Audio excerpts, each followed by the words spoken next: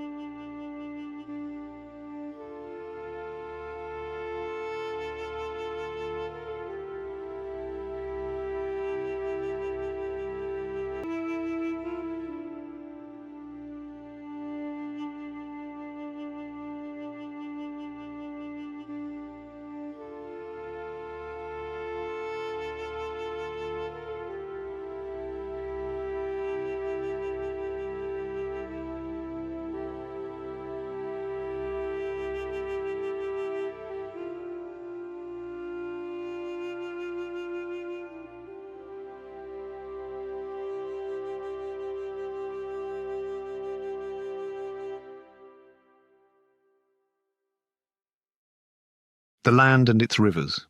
The name Mesopotamia is an archaism, traditionally more often applied to the setting of ancient history than to a clearly defined geographical area.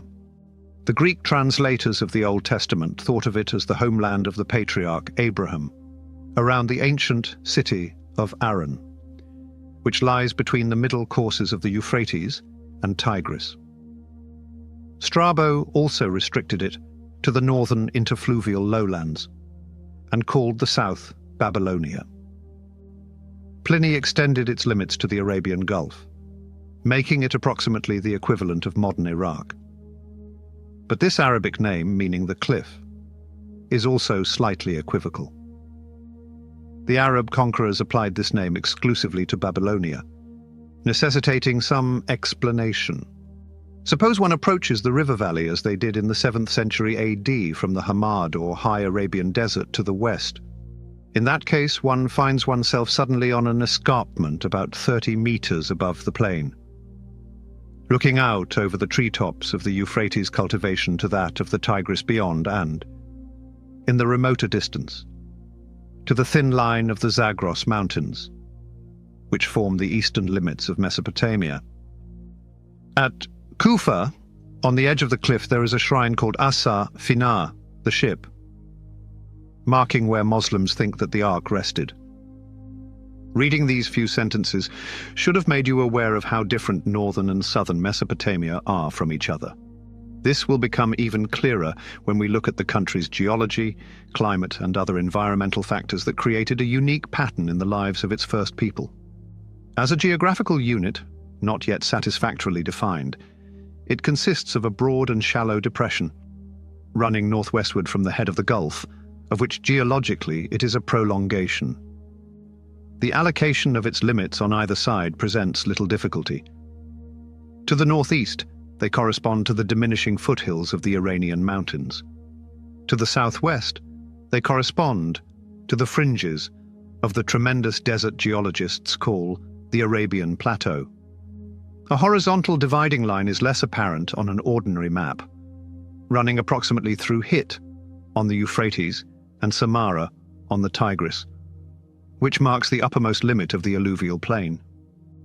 To the north of this line, the rivers are separated by a barren limestone plateau called Al Jazeera, or the island, which restricts the Euphrates to a narrow valley. The Tigris, however, profiting from its eastern tributaries, passes through a wide upland of undulating ploughland and pasture, the productive countryside once Assyria. To the south of the Hit-Samara line, where the two rivers reach their common delta, there is an entirely different landscape, a country that creates two rivers. Since the beginning of time, the Tigris and Euphrates have been depositing alluvium on top of a bed of sedimentary rock.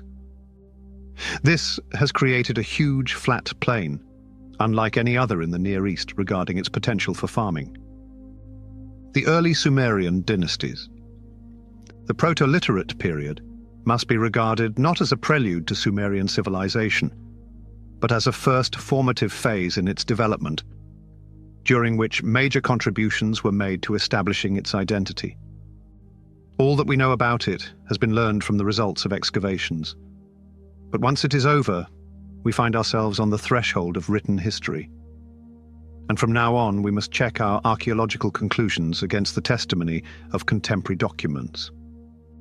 The phase with which we shall next be dealing is generally referred to as the early dynastic period, a title explained by the contents of a single, primarily important written document. This is the so-called King List, in which the Sumerian Commonwealth's political anatomy and its rulers' succession were at some point committed to writing to the memory of Mesopotamian posterity. Several slightly varying versions of this text have survived, and among them is one that can be dated, partly by the point at which it stops, to the beginning of the 18th century BC. The earlier part of the same list even reappears in Greek among the writings of Berossus, an obscure historian of the Hellenistic age. Before going any further with this document, which at least hints at the idea of kingship, it might be helpful to talk about the different names of the leaders of Sumerian city-states at different times in their history.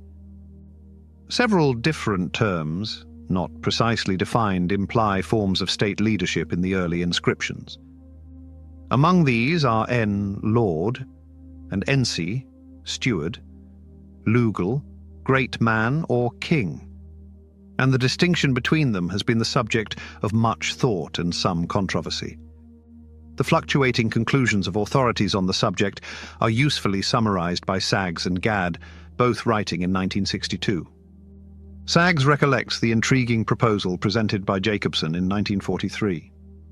He concluded that Sumerian kingship was not primitive, but evolutionary, and that its action was at least sometimes controlled by an assembly of elders and community heads, or even by the mass of free men. This theory was based on a study of early literary sources. The myths, the tales of the behavior and exploits of the gods, which are generally thought to reflect the sociology of the times at which Sumerian society crystallized in the city-state.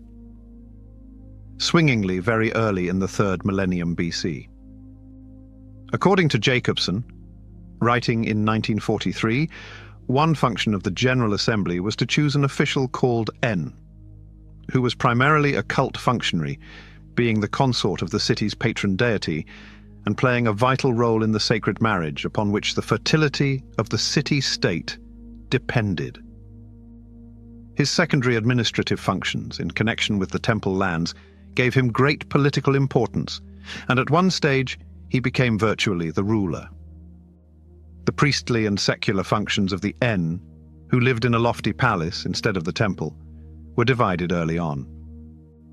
Later, during the historical period, the actual ruler was no longer the En, but an official originally concerned with agricultural operations, who bore the title Ensi. A special priest or priestess assumed cultic duties. In an attack from the outside, the assembly had to choose a war leader or king, Luga. The offices of neither En nor Luga were originally hereditary or permanent. Those of Luga were at least granted only for the duration of the emergency. The En or Luga might attempt to perpetuate his position of authority, and the two functions might be vested in the same man. He could not be an absolute ruler, and only act as the assembly authorized. Jacobson's view of Sumerian society and its political structure, which aroused much interest when originally presented, is today less generally accepted owing to a lack of further confirmation by new historical texts. The only facts we need to know about Sumerian rulers are that Lugal was still the general term for a king, and an Ensi, a governor in his own right, might have been controlled by a Lugal in another city. The notorious Sumerian King List. Here are some features of the King List that we know today. It presents us first with the names of 8 semi-legendary rulers before the flood and the cities with which they are believed to have been associated. After the flood, we are told, kingship was sent down from on high. A more factual chronicle then follows, introducing us to a federation of city-states, only one of which held supremacy over all the others at any given time. A succession of dynasties is accordingly listed, each based upon an individual city whose hereditary rulers on such occasions became kings of the land and accepted responsibility for its welfare. Occasionally, scholars provide genealogical information or mention events that explain the transfer of hegemony from one state to another. As often pointed out, this secondary list was not composed for the benefit of modern scholars, and, from their point of view, has manifest defects. For instance, we have long realized that certain dynasties ruled concurrently in their own cities despite the fanciful lengths of individual reigns. Yet, it does emphasize the Sumerians' overall conception of the land as an entity. Also, it embodies for the first time a catalogue of the principal Sumerian cities: Sippar, Shuruppak, Kish, Ur, Adab, Mari, Akshak, Lagash, Isin, Lhasa, and others, about which less is known. The King's List does not come under the heading of what we have called contemporary documents. It is rather a retrospective record, assembled later from traditional information. The same is true, for instance, of the great Sumerian epics, like the story of Gilgamesh, which have survived through repeated recopying in the Akkadian and other languages of later ages. 80. Now let's take a quick look at the historical information gleaned from the writings of early Sumerian scribes who became more articulate over time. We should also note how much longer-term study of these writings has confirmed some of these Mesopotamian classics, the earliest written texts. In a previous chapter, we discussed the earliest pictographic writing found in the archaic levels at Uruk. We said that the language of the Uruk 4 tablets was not clearly identified, but the language of the Uruk 3, Zeromdet Naza, texts was clearly Sumerian. The next ones in the archaic series were a group of tablets found by Woolley in the 1920s in a layer below his royal tombs at Ur, and inscriptions found at Farah, ancient Shuruppak, by German archaeologists W. Andre and R. Coldaway at the start of this century. However, we must remember that almost all the writings mentioned are lists and quantities of commodities or people. The first instances of individuals, usually kings, adopting writing to record religious dedications or personal accomplishments, are contemporary with, or slightly later than the pharaoh group mentioned above. However, Woolley discovered them more recently at It is true that until late in the second decade of the present century, the royal names in the King List, including even that of Gilgamesh himself, could have been considered creations of the Sumerian imagination.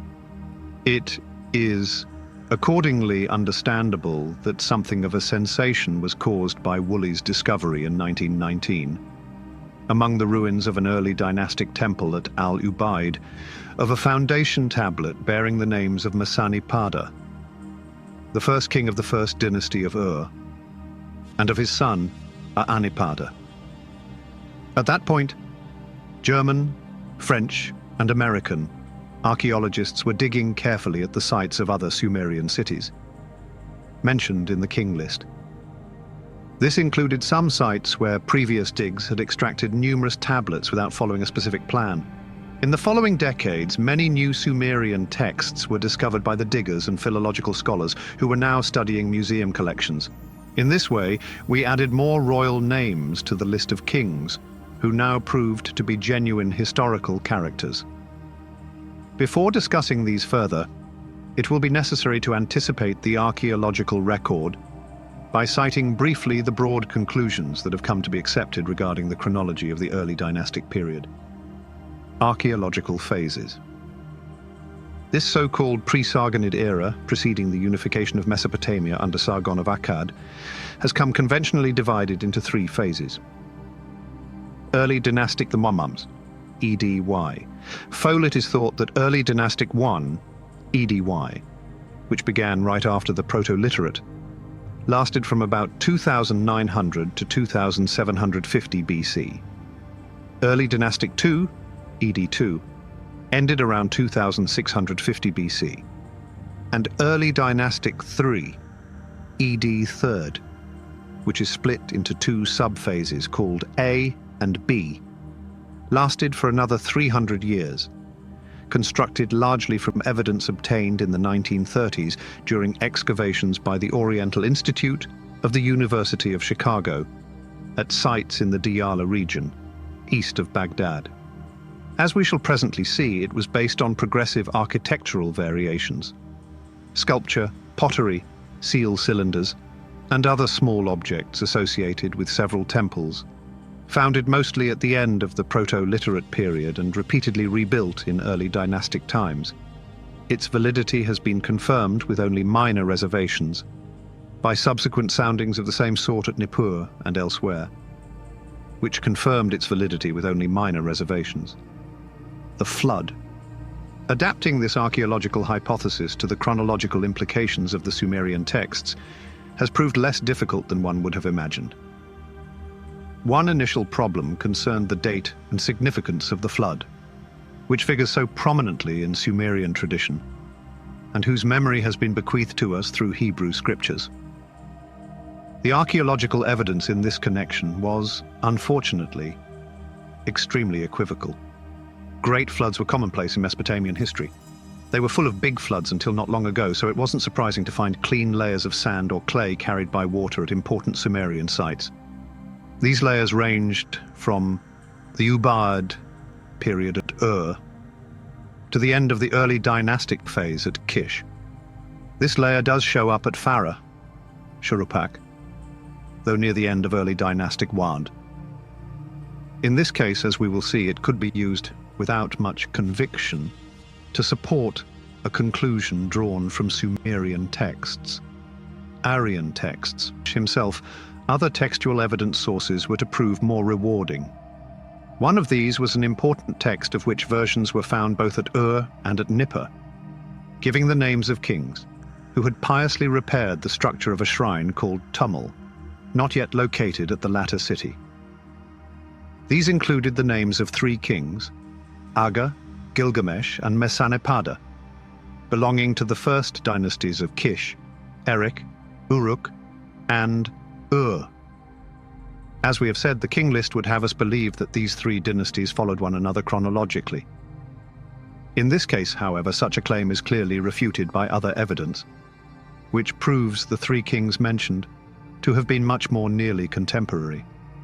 We know from a Sumerian epic that Gilgamesh of Erech fought against Aga of Kish, and that Mesopotamian of Ur ended the Kish dynasty. As for the latter king, his name appears on the foundation tablet from Ubaid and on seal impressions found in the royal cemetery at Ur. Armed with this and the same sort, we can safely date all three kings to the third phase of the early dynastic period, between 2650 and 2550 BC. B. Malawan computes about 100 years between the flood and Gilgamesh, which corresponds archaeologically with early dynastic II. Noted to this period are either Semitic intrusions or recognizable divinities, but two have proved historical. The first of these is Enmebaragisi, father to Aga of Kish, whose name has been significantly found in an early dynastic II setting at one of the Diala sites. The other is Enmerkar of Erech, the subject of a very early Sumerian epic, who appears in the Greek version of the King List as the grandfather of Gilgamesh. With these two figures now authenticated, our line of inquiry is rapidly approaching its terminus postquem in the person of Zeus Sudra, the Babylonian Noah, Khafre. We must now return to the archaeological record and enumerate some of the Sumerian sites that have contributed to our extensive knowledge of the early dynastic period.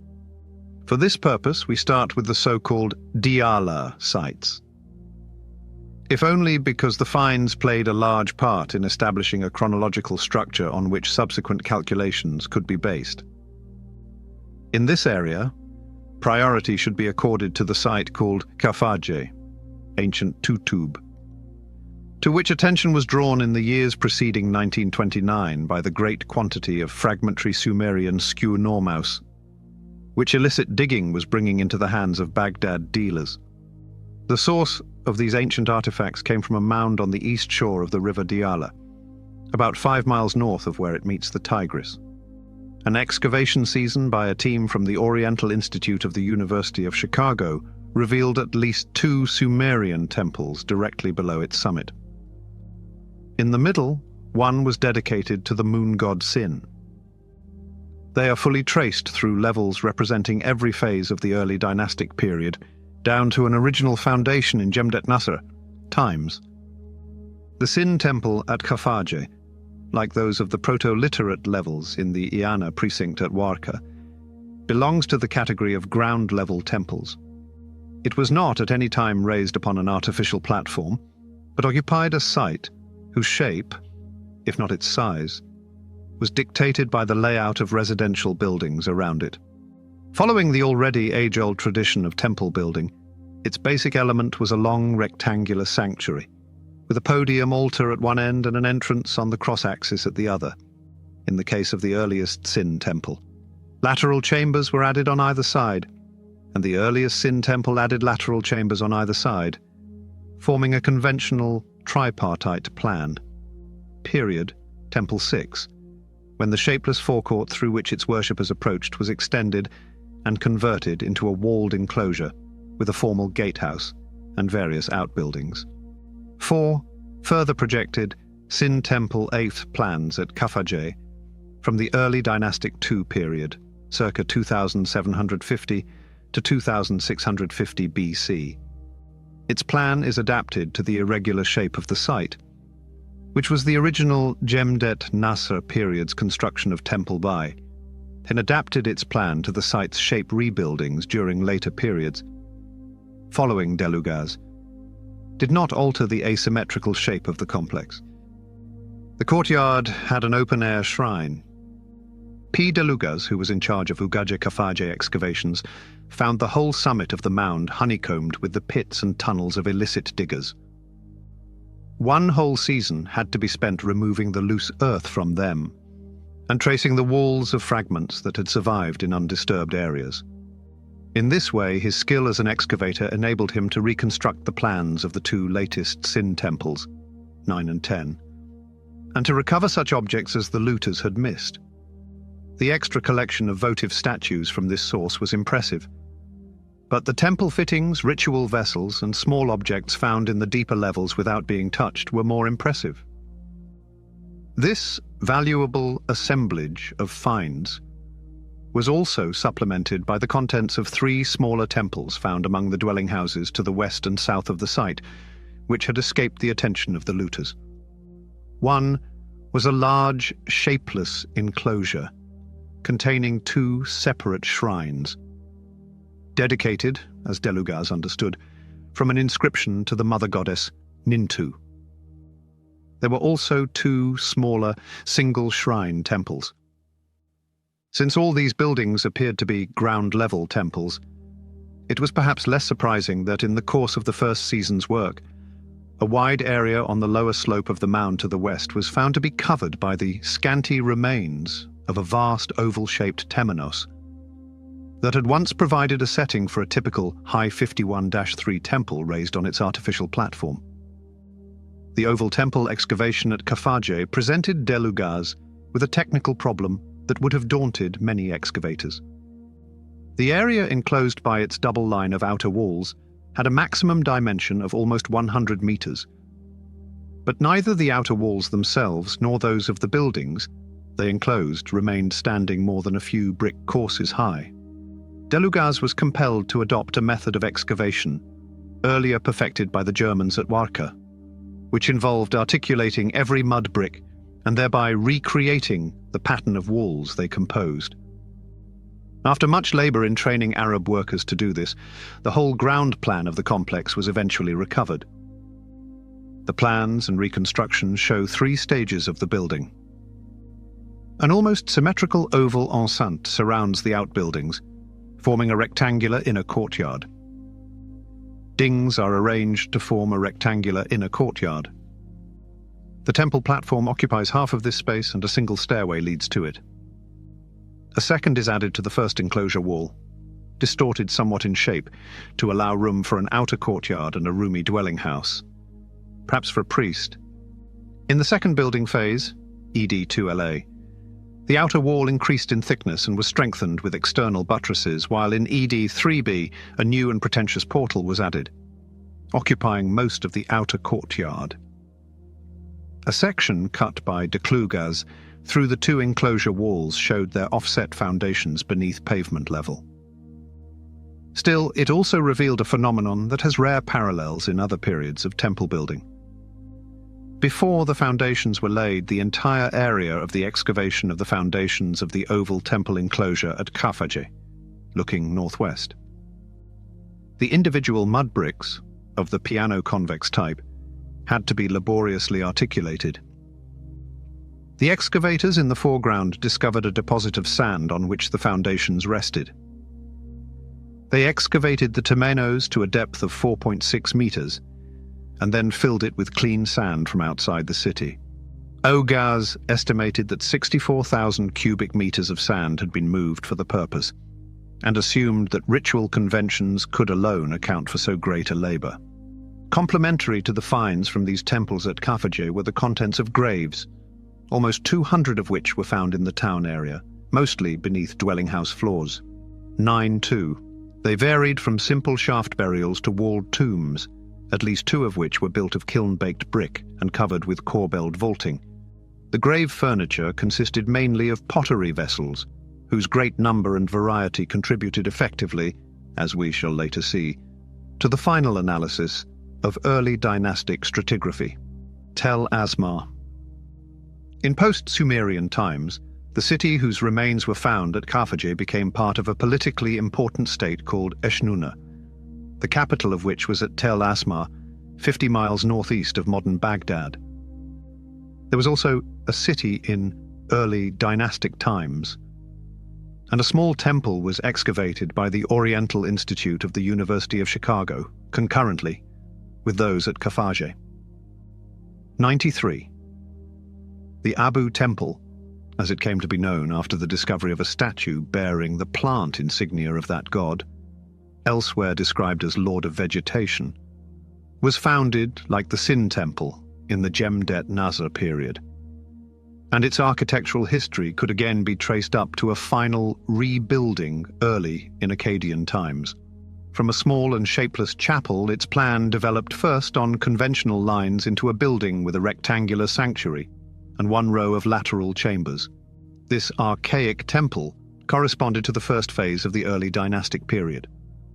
In the second phase, a square temple with rectangular chambers, including 3 miniature sanctuaries arranged around a central court, replaced it.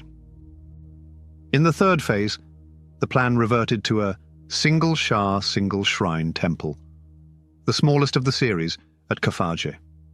The finds in these buildings at Tel Asmar were plentiful, and of a sort with which the Diala excavators soon became familiar. Beads, carved amulets, seals, and even a bronze mirror, in addition to stone vessels and a wide variety of pottery. Regarding sculpture, the square temple's sanctuary yielded a striking discovery. Carefully buried beneath the pavement beside the altar was a cache of 21 stone votive statues, remarkably well preserved. Furthermore, these were distinguished by a formalized style of carving, characteristic of the early dynastic II. Projected plan of the square temple at Tel Asmar, early dynastic II period. Researchers discovered a cache of 21 votive statues buried beside the altar in the shrine. The building differs little from the plans for contemporary dwelling houses. After Delugas and Lloyd, 1942. A priest's room, B. Shrine big C. Hearth, D. Shrine 2. E. Entrance, J.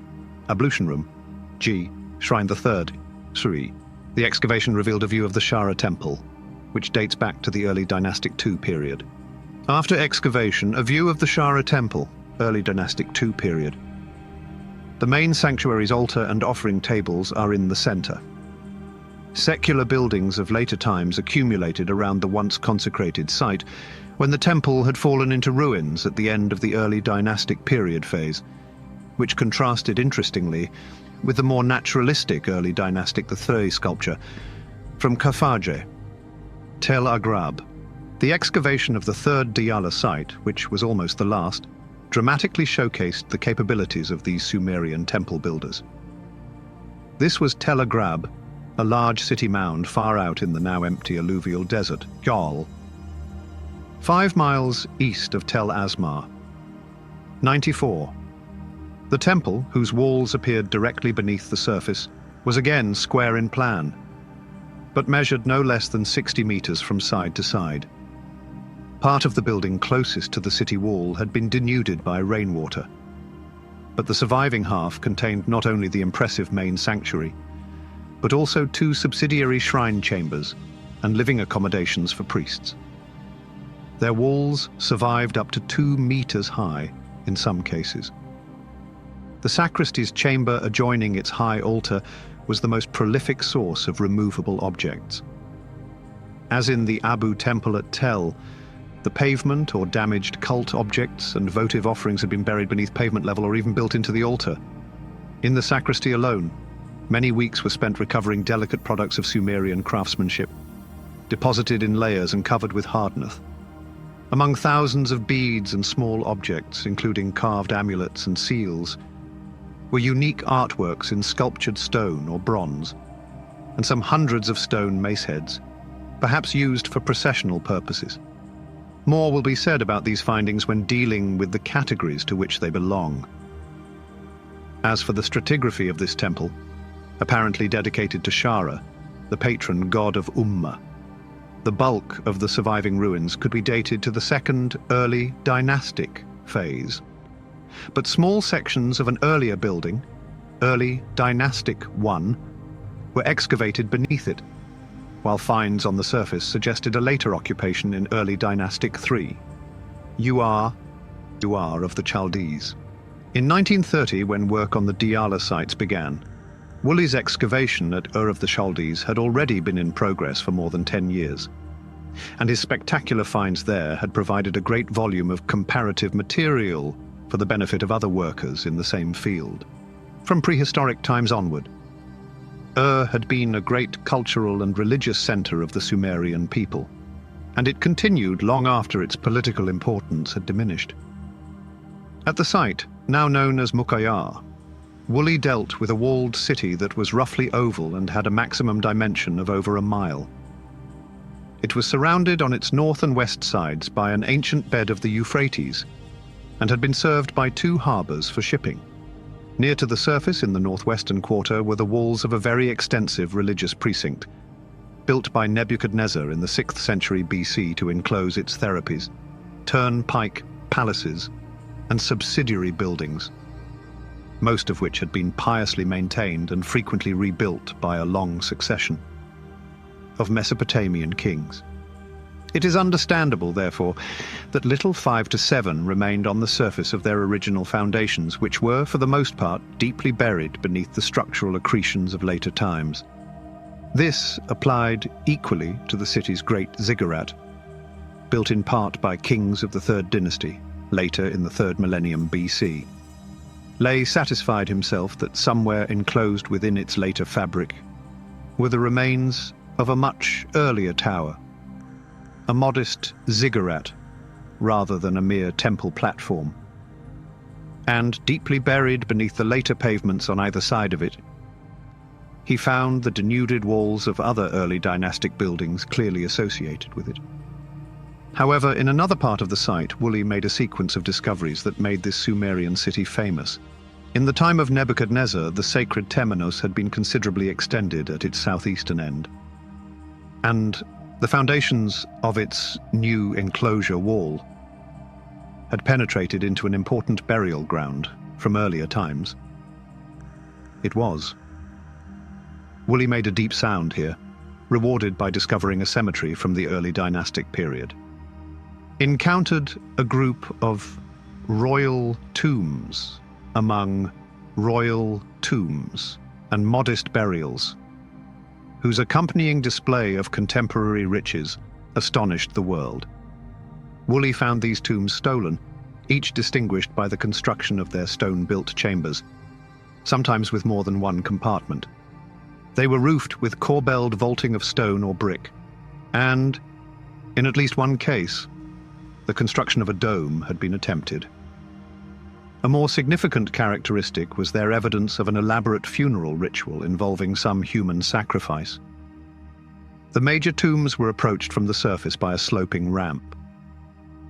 It was at the foot of this, besides the tomb chamber, that the bodies of soldiers and female attendants were found, as well as wheeled vehicles with their draft animals, which had formed part of the funeral procession. The orderly disposal of all these items took place in the shaft, with some privileged individuals sharing the burial chamber with its princeps. Typically, the individuals whose deaths sparked extensive rituals rested on a wooden coffin, encircled by an abundance of personal belongings. Nal possessions. The quantity and diversity of these ornaments, weapons, musical instruments, and other treasures comprise exquisite objects whose archaeological significance surpasses their inherent value. Been made familiar to a wide public through the medium of book illustration and museum display, but the aptitude of their design and high standard of craftsmanship remain outstanding, great marvels of antique. Only a few of Woolley's more notable burials can be mentioned here, so use their catalogue numbers. There is space here only to recollect some examples of the more characteristic burials, and for this purpose one must use the catalogue numbers by which Woolley distinguished them. The burial, whose contents are perhaps best known of all, is that of an elaborate headdress of gold and semi-precious stones, of which reconstructions are to be seen in the British Museum and elsewhere. Around her were vessels of gold and silver, a harp decorated with a cow's head, an inlaid gaming table, an electrum rain ring surmounted by the figure of a wild ass, and 267 other objects of enormous value. A HHEA chest containing the Queen's clothes concealed a hole in the floor, through which the workers' prep ring had penetrated and partially looted another chamber beneath. Woolley was assumed to have been the king's tomb, since, again, its own shaft and dromos were occupied by appropriate sacrifices, formerly disposed of. There were, in all, 59 bodies, including 6 soldiers who had led the cortege, 2 chariots drawn by 6 oxen, 19 court ladies in gold headdresses, and, elsewhere in the shaft, a lyre with an inlaid sounding box and the head of a bull in gold and lapis. The cylinder seal identified Akalamdug, number 1050, as the occupant of another grave, despite the hurried looting of the cylinder seal. Jose occupant was identified by his name on a cylinder seal, which was that of Akalamdug No, Irte Aimbadu. He was accompanied by the bodies of 40 attendants, and from the shaft came 2 of the finest ceremonial daggers, one with a lapis lazuli haft and granulated gold ornament. Another tomb was that of Meskalamdug, number 755, owner of the famous golden wig helmet, now in the Iraq Museum, whose name was also inscribed on a gold lamp. But the expenditure of human lives seemed to climax in the great anonymous shaft grave, number 1237, which contained 74 bodies, 68 women in full regalia, some with lyres. Malawan, who was present when this burial was exposed, has described the impression that it created. The ghastly scene of human sacrifice, a crowd of skeletons so gorgeously bedecked that they seemed to be lying on a golden carpet. Major treasures from this source included the 2 gold and lapis he-goats, rampant against bronze foliage, which reminded Woolley of the biblical phrase, "a ram caught by its horns," like the magnificent royal standard with its inlaid scenes of war and peace, found in a plundered tomb elsewhere. No. 779, the purpose of these too was uncertain. In the years since these discoveries were made, some authorities have questioned Woolley's use of the term royal tombs, suggesting an alternative identification of their occupants as participants in some fertility practices. 98. Today, however, most people accept the evidence supporting the excavator's conclusion. There of Akalamdug, he is given the specific title King of Ur, while that of Meskalamdug similarly designates him as Lugal, king. As for the practice of human sacrifice, in a passage from the Epic of Gilgamesh, a hero is accompanied in death by some of his retainers. But Malawan and others have also pointed out that at least half a dozen of these royalties appear to be members of a single Kalam family, and that they may well represent a dynasty preceding that associated by the King List with Masanipada and his successors. In the disturbed strata, inscriptions of these kings from the canonical First Dynasty of Ur have been found in the disturbed layers above Woolley's cemetery. The circumstances of the find suggest that their tombs may have been more effectively looted than those below. The 2 dynasties have been associated with the early dynastic Illa and Ilb archaeological phases. A.L. Ubaid. At this point, something should be said about Woolley's earlier, 1922, excavation at the small neighbouring site of Al-Ubaid, where H.R. Hall had already discovered a rich deposit of Sumerian antiquities. 99. The Proto-Literate period began with abandoning the prehistoric settlement we mentioned in a previous chapter.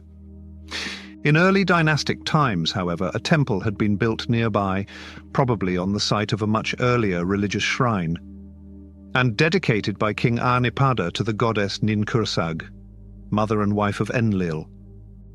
Its platform, whose facades were faced with kiln-baked brick, had survived almost intact, and it was in the angle between this and the stairway, approaching its summit, that Hall had made his most striking find. At some time, the temple had been dismantled and destroyed, but much of its architectural ornament had been removed and found still lying where it had fallen or been deposited.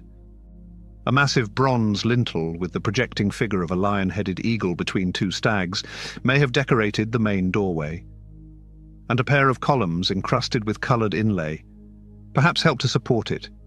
Nearby, wall faces were also decorated with friezes of animals modelled in high relief and encased in copper.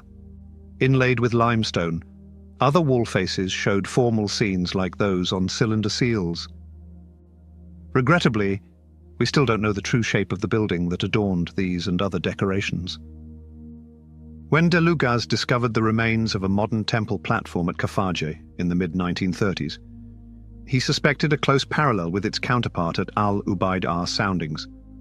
which he could then make in the vicinity of the Nin Kursag temple, confirmed that it too had once been surrounded by an oval-shaped enclosure wall. Kish. The only examples of temple platforms, described by their excavators as ziggurats, dating from the early dynastic period, are those at the site of Kish. It is important to remember that the Sumerians held this city, the first in a list of dynastic capitals, in high regard. In fact, rulers of other cities that became the most powerful in the land, Sumer, sometimes used the title King of Kish. A wide grouping of mounds represents its site, once again bordering an ancient Euphrates bed 9 miles east of Babylon. Throughout the city's history, its principal buildings were alternately concentrated in areas over 2 miles apart, today known as Uhaimir and Ingara, ancient Harsag Kalama. English and French archaeologists excavated both in the 1920s and 1930s. The earliest finds were made by E. Mackay in an outlying mound of the Ingara group, afterward known as Area A. There was a cemetery with graves, mostly dating from the final phase of the early dynastic period. However, in clearing them, Mackay found that the earlier burials penetrated into the ruins of an extensive and important building belonging to a slightly earlier period. This was the so-called Palace A, the first example of a monumental building devoted to other than religious purposes in the early days of the Sumerian dynasties. With its towered portico, buttressed outer walls, and columned chambers, it once more emphasizes the dignity of contemporary architecture. The next excavation undertaken in the main mound at Ingara was extremely productive, though it suffered from some deficiencies in archaeological methods, which detracted from the clarity of its subsequent publication. Many years later, a modern scholar named P.R.S. Muri did a much better job of explaining its stratigraphy after carefully reviewing the actual findings in the field notebooks that were still around. Conclusions were broadly as follows. At the mound's summit were 2 early dynastic ziggurats of different sizes.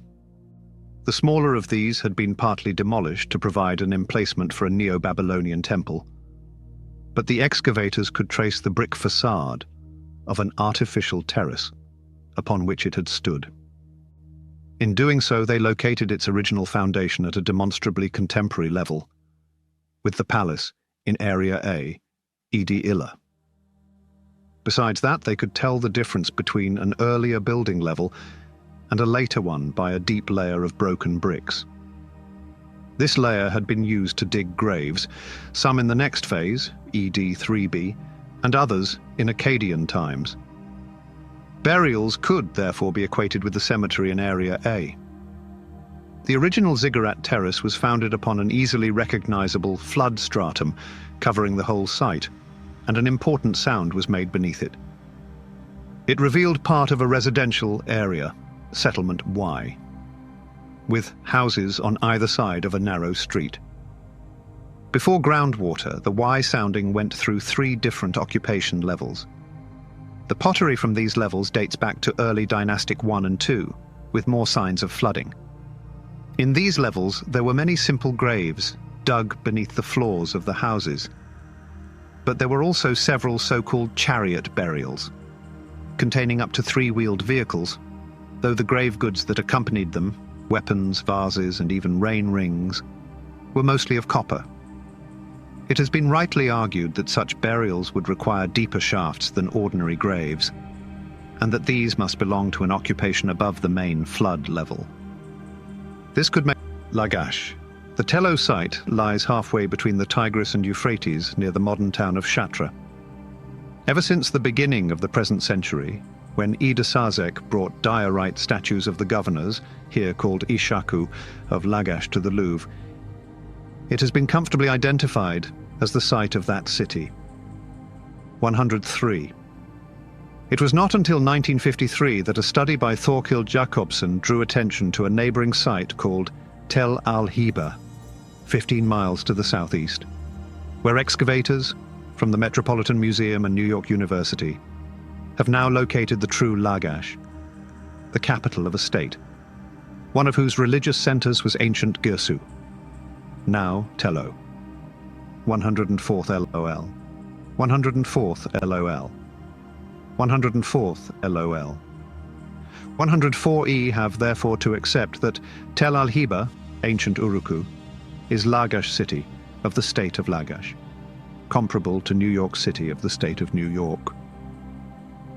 Nevertheless, the finds made early in the present century by the French at Tello have provided us with important collections of tablets and treasures, dating from the time of the powerful rulers of Lagash, mentioned in the King List, and, in some cases, bearing their names. 1.06. Sculptured stone plaques, weapons and seals are associated with Ur-Nanshe, who may have been approximately contemporary with Mezanipada.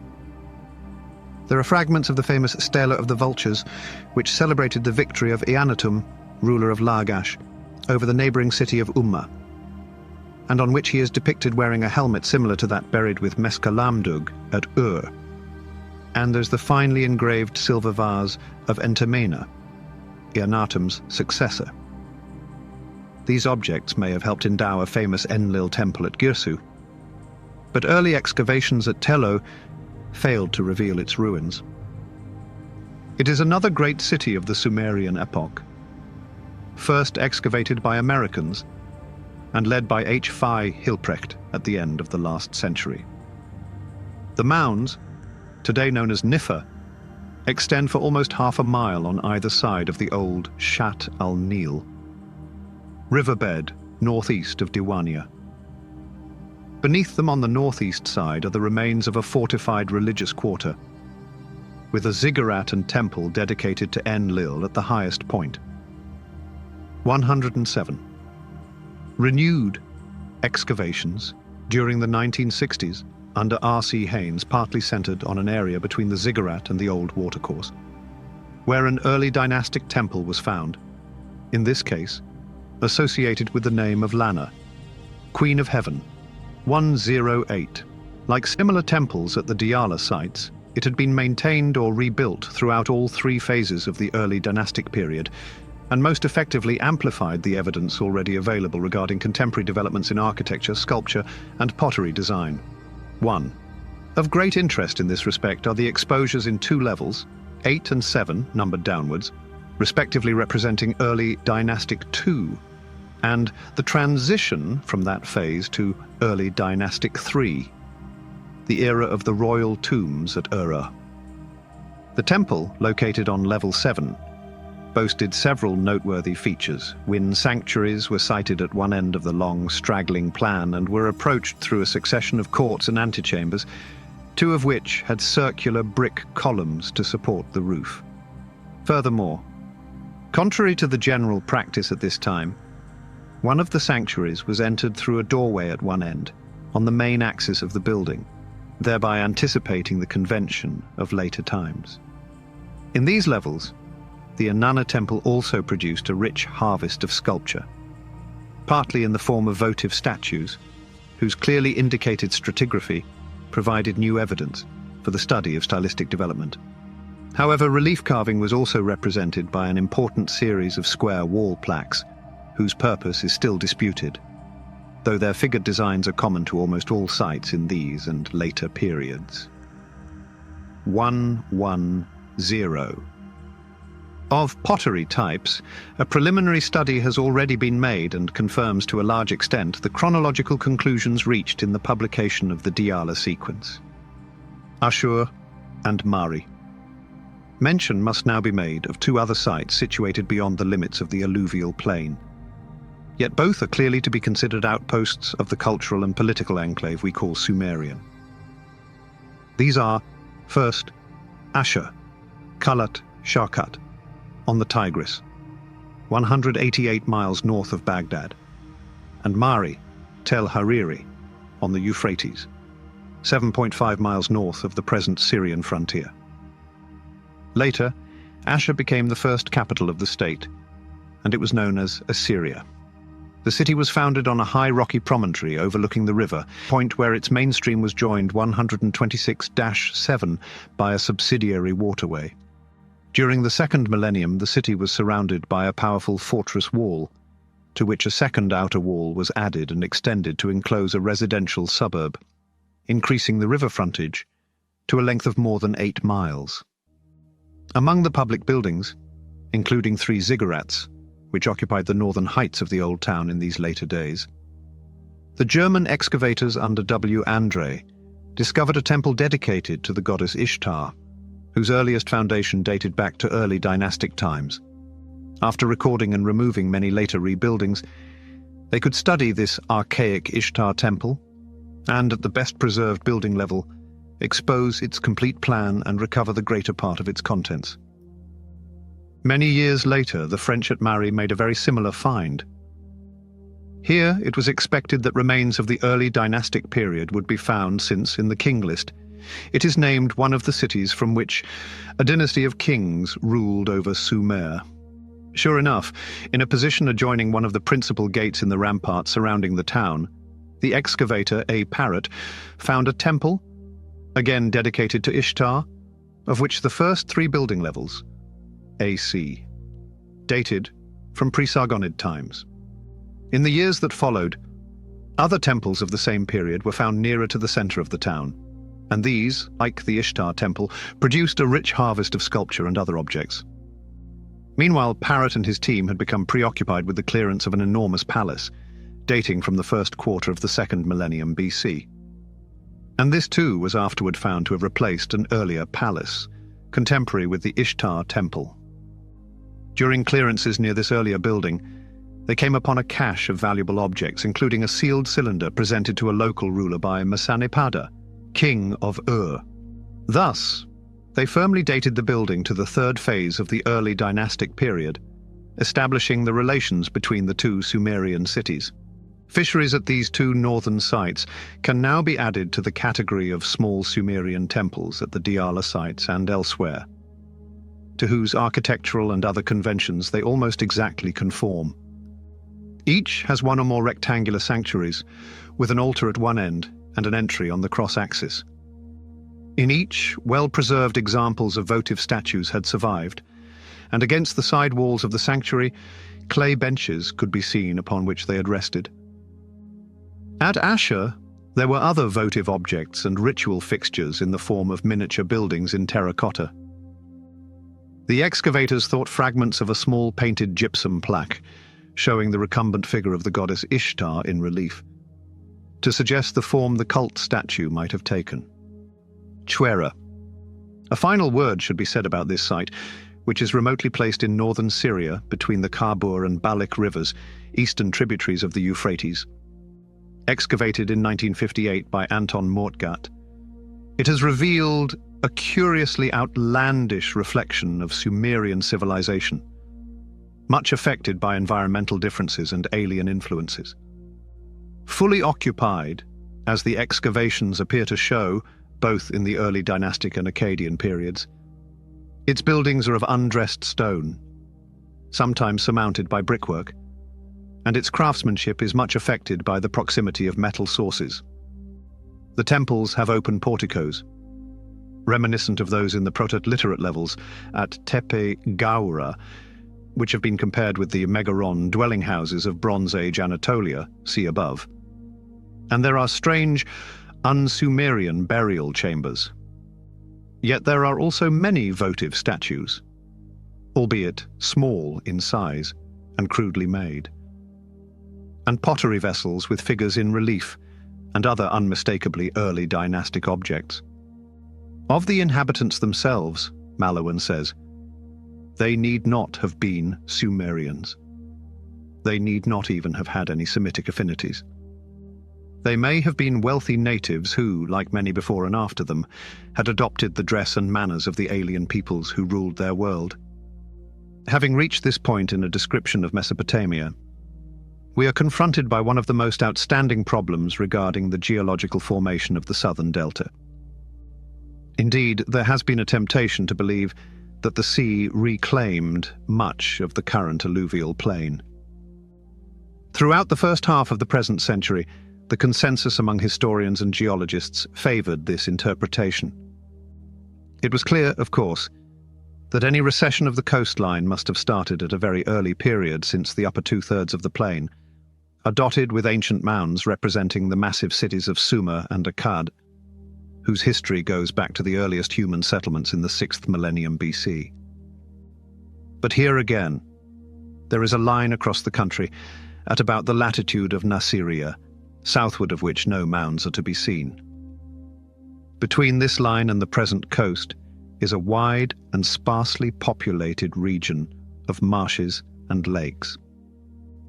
By the start of history, the Gulf, which may have covered the delta, had receded to the Nasiriyah line. This was Arke and Karun rivers, which flow west from Khuzestan, had built up their own delta, blocking off the Gulf's entrance and turning it into a huge lake, which the Tigris and Euphrates had since partly filled in with their own alluvium. In 1952, however, this easily accepted hypothesis was demolished by two geologists who, after a lengthy investigation with improved equipment, were able to show that the coastline's position had not varied greatly since the earliest historical times.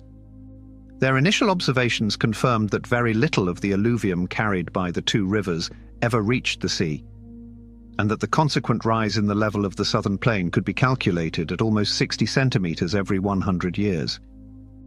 No marshes or lakes in the south could have continued, unless this infilling was countered by a corresponding subsidence of the basic rock beneath the delta. They were then able to substantiate the occurrence and estimate the rate of this subsidence. Archaeologists initially found all this difficult to reconcile with certain fully established historical facts. The Sumerian city of Eridu, for instance, Tel Abu Shahrain, which according to Mesopotamian tradition ranks as the oldest city in the world, is explicitly described by ancient writers as standing upon the shores of the sea. And situated only a few miles away, had quays at which ocean-going vessels discharged their cargoes. A reasonable compromise was necessary because both locations are nearly 100 miles from the seashore today. A small detail of archaeological evidence has helped make this possible. In the temple at Eridu, fish offerings were made to the god Enki, and among them were found bones of a sea perch species that can only live in the brackish water of tidal estuaries. Perhaps the shallow depression in which Eridu lies was then part of the present lake system, which, in turn, is connected by deep channels with the Euphrates estuary. The ancient course of the Euphrates itself would have similarly served One should now return to the character of the two rivers on which the country's economy depends. The Tigris rises in a small lake, Hazar Gemili, about 10 miles west of Lake Van, and flows easterly and southeasterly toward Nineveh and the Assyrian uplands. The Euphrates, a much longer river, 1,780 miles as opposed to 1,150 miles, has two sources between Van and Erzurum. Both branches flow westward to unite near Elazig, where the Keben Dam now creates a lake. The main stream follows a winding course southward, crossing from Turkey into Syria, near the ancient city of Carchemish and eventually into Iraq. At this point, it is separated from the Tigris by some 250 miles of steep country. And the two do not draw together again until they reach the neighborhoods of Baghdad and Ramadi.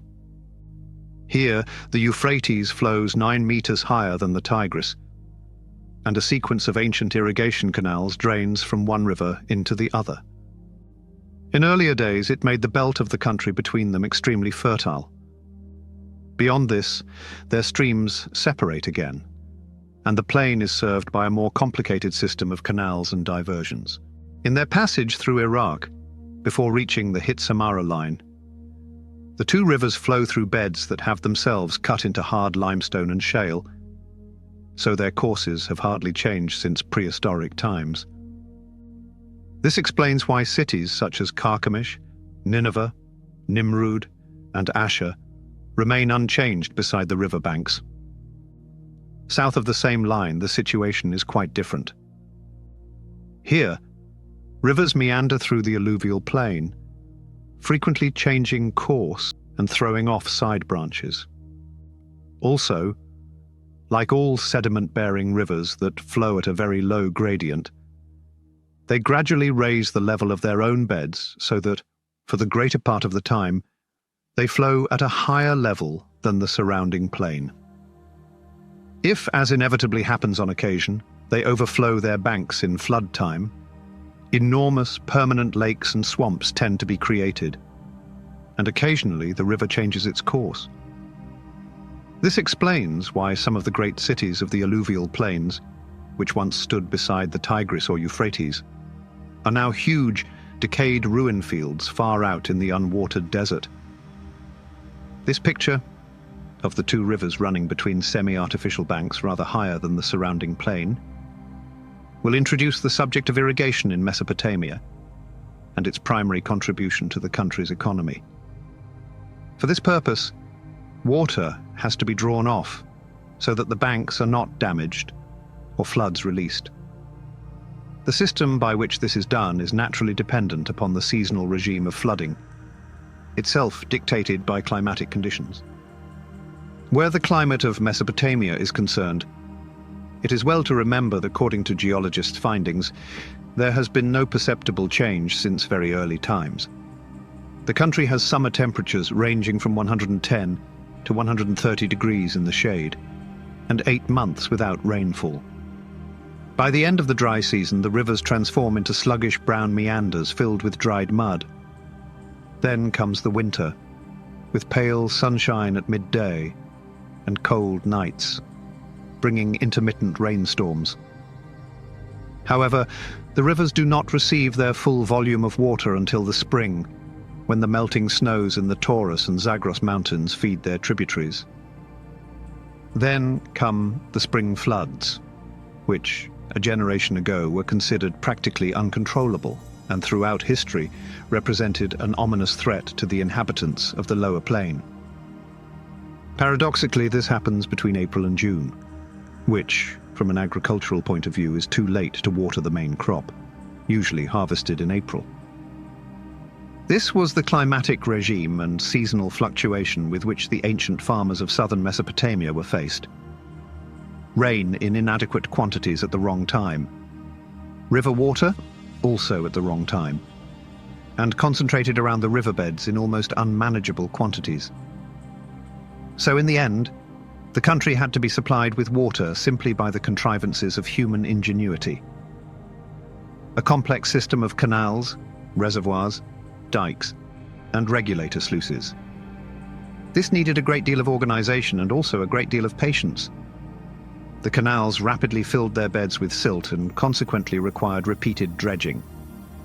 Then, as this process went on, the banks became too high to throw out the spoil, and consequently a new canal had to be dug parallel to the first.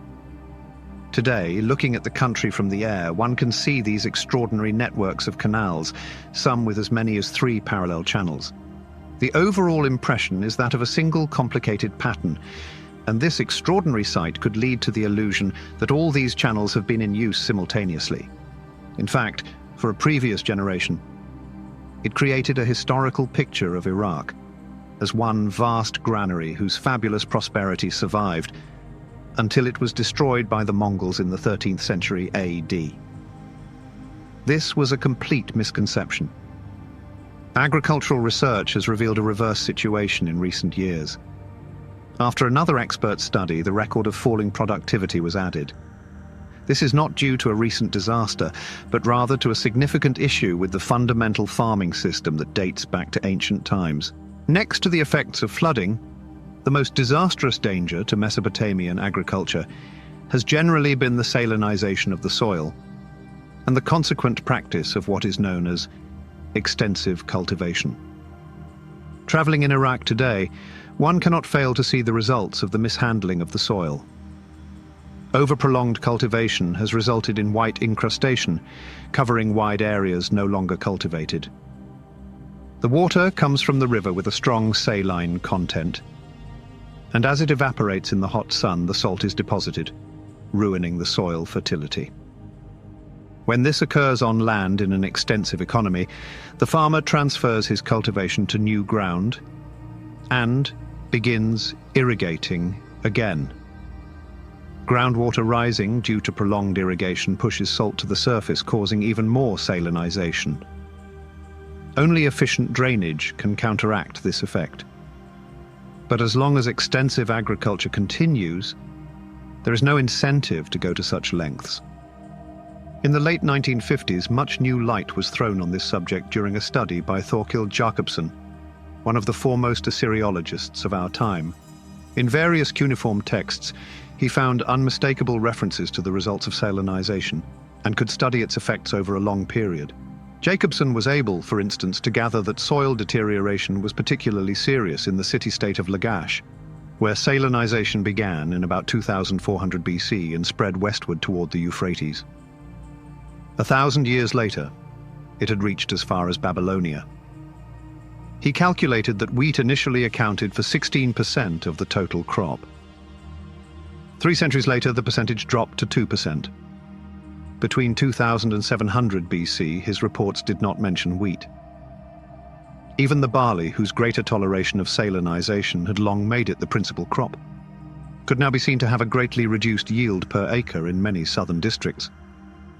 Information of this sort gave substance to a picture of diminishing agricultural prosperity, moving continually northward due to soil impoverishment in the south.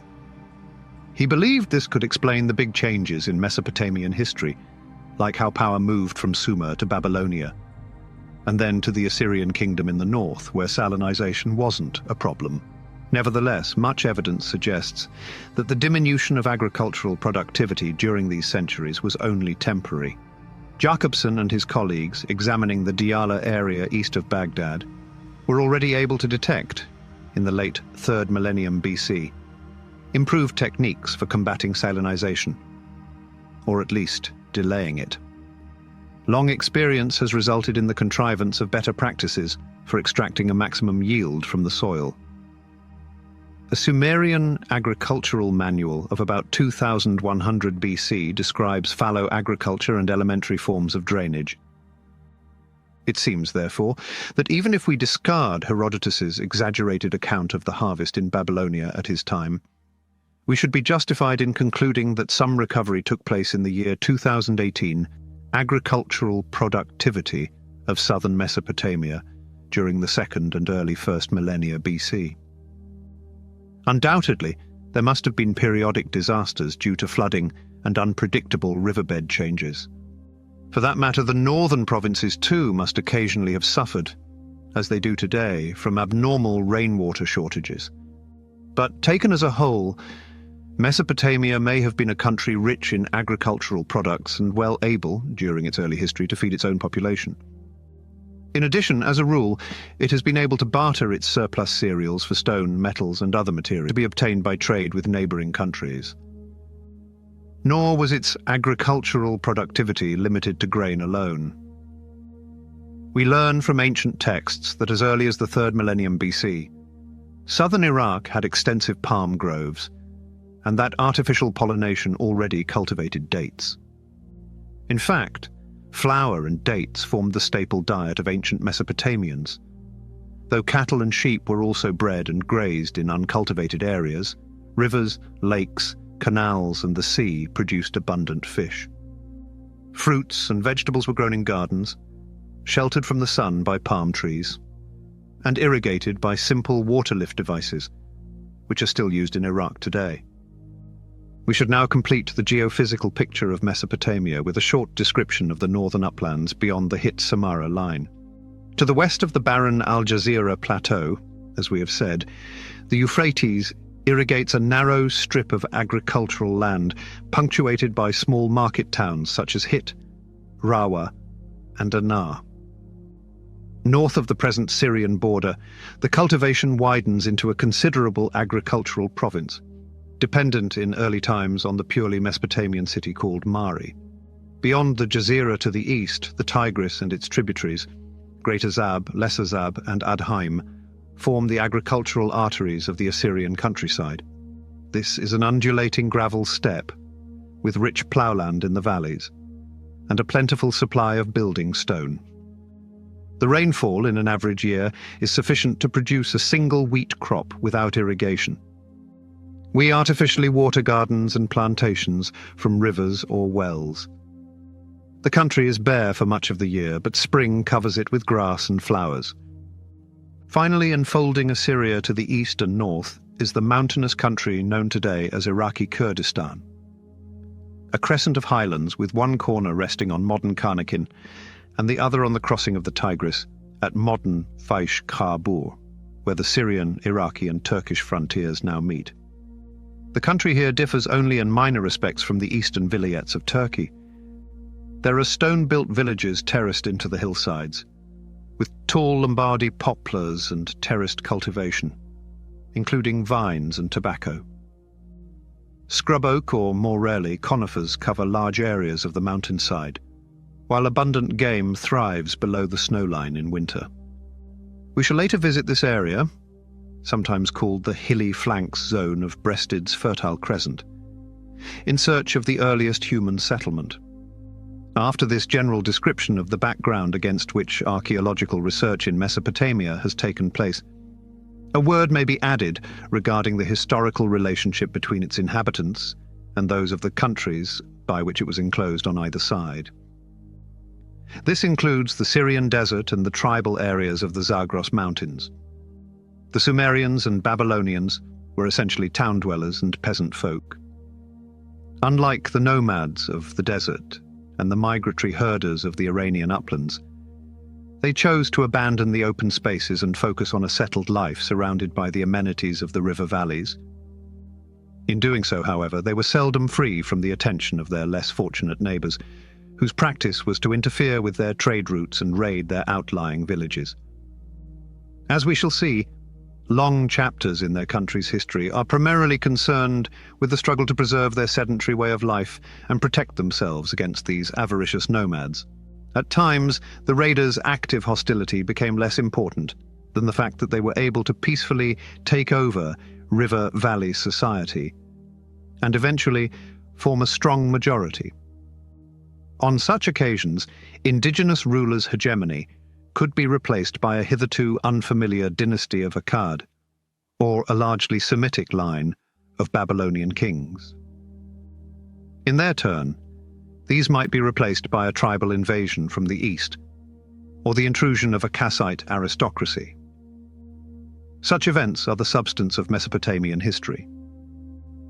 We must now return to the alluvial plain of southern Mesopotamia, and the marshland that separates it from the head of the Arabian Gulf, to follow successive stages in the evolution of Sumerian civilization.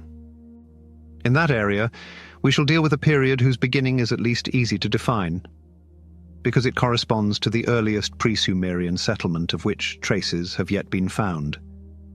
Dating from a little before 5000 BC, it ends in about 2900 BC with the foundation of the Sumerian dynasties, and the first written references to the names of kings now shown to have been historical characters.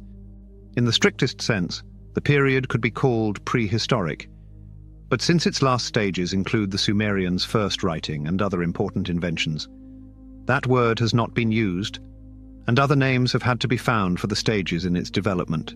Excavators in Mesopotamia adopted the practice of naming sub-periods after their first recognized sites as early as 1929. Later, some attempts were made to subdivide or regroup them under more culturally meaningful names. But by this point, archaeologists from different countries were arguing about the sequence, each having their own ideas about what it meant in terms of stratigraphy. It had gotten to the point where no single set of terms seemed to be accepted by everyone. Given this challenge, a chronological summary of the original discoveries would be beneficial. Ubaid. After the First World War, excavations in Iraq resumed, revealing little about the Sumerians and even less about their antecedents. The first indication of prehistoric occupation in the south was found by Leonard Woolley at a small site called Ubaid, 4 miles to the west of Ur, where H.R. Hall had previously located the brick platform a Sumerian temple had once stood on. Woolley noticed, as Hall had done, that another part of the mound was covered with sherds of painted pottery. And during a brief excavation there, he was able to associate them with the remains of reed-built houses, which for him created a picture of primitive settlers on an island in the marshes. Later, he did a deep sounding in Ur's massive city mound and found pottery buried under the Sumerian remains. The pottery displayed a sequence of occupation levels, indicating its long-term use. Although newer discoveries have replaced the terms he used, he was still able to divide this series of pottery into 3 styles. Walker. While Woolley was making these discoveries in the 1920s, excavators of other nationalities were experimenting with similar soundings beneath Sumerian cities. The most significant was that undertaken by the German Oriental Society under N.O. Hardeke and J. Jordan, in the enormous temple precinct of Iana at Uruk, modern Walker. We identified 18 archaic occupation levels here, with the 5 earliest, 18 to 13, producing pottery that corresponded to Woolley's Ubaid assemblage. After a short transitional period, 14 to 12, these painted wares disappeared and were replaced by totally different pottery, often wheel-made and without ornament, except for an occasional red or grey slip with a burnished surface. In addition to the many new shapes that were now visible, there were no longer any small objects like terracotta figurines, baked clay sickles, or nail-shaped wall plugs, found with the painted goods both here and at Ur. Phenomena such as these could reflect the ethnic change in the city's population. From level 5 upwards in the Iana stratification at Waka, the Germans soon had less reason to rely on the findings in their shaft. A new excavation had started nearby and gradually expanded over a large part of the precinct in the following years. This gradually led to the discovery of architectural remains, sculptures, cylinder seals, and inscriptions in levels 5 to 3. These were the first signs of the great achievements of the people who lived before the dynasties. Meanwhile, a further discovery had been made at Jemdet Nasser, a few miles from Kish, where another Anglo-American expedition under S. Langdon had been excavating on similar lines. The architectural remains were neither well clarified nor well published. Still, their interest was greatly increased by an entirely new type of painted pottery that accompanied them. This was a polychrome ware with geometric designs and a distinctively glossy surface. It now represents the final phase of the pre-dynastic period we are dealing with. At this stage, a conference of Mesopotamian archaeologists meeting at Leiden in 1929 agreed upon site names to designate the 3 main chronological phases recognized in the pre-dynastic sequence. The Al-Ubaid phase encompassed the period when the deepest levels of Ur and Warka revealed painted pottery. The name Uruk could be used for the archaic levels after the Ubaid phase in the Warka sounding, and Jemdet Nasser for a final phase that was likely to be seen at both Warka and the name site itself. The primary need at that time was for further exposure and analysis of the lengthy Ubaid period. As it turned out, this hope remained unfulfilled for almost 20 years. Eridu. In 1948, F. Safar and S. Lloyd, on behalf of the Iraq Antiquities Directorate, opened the first season of excavations at Eridu, now called Tel Abu Shahrain, which the Sumerians considered the oldest city in the world.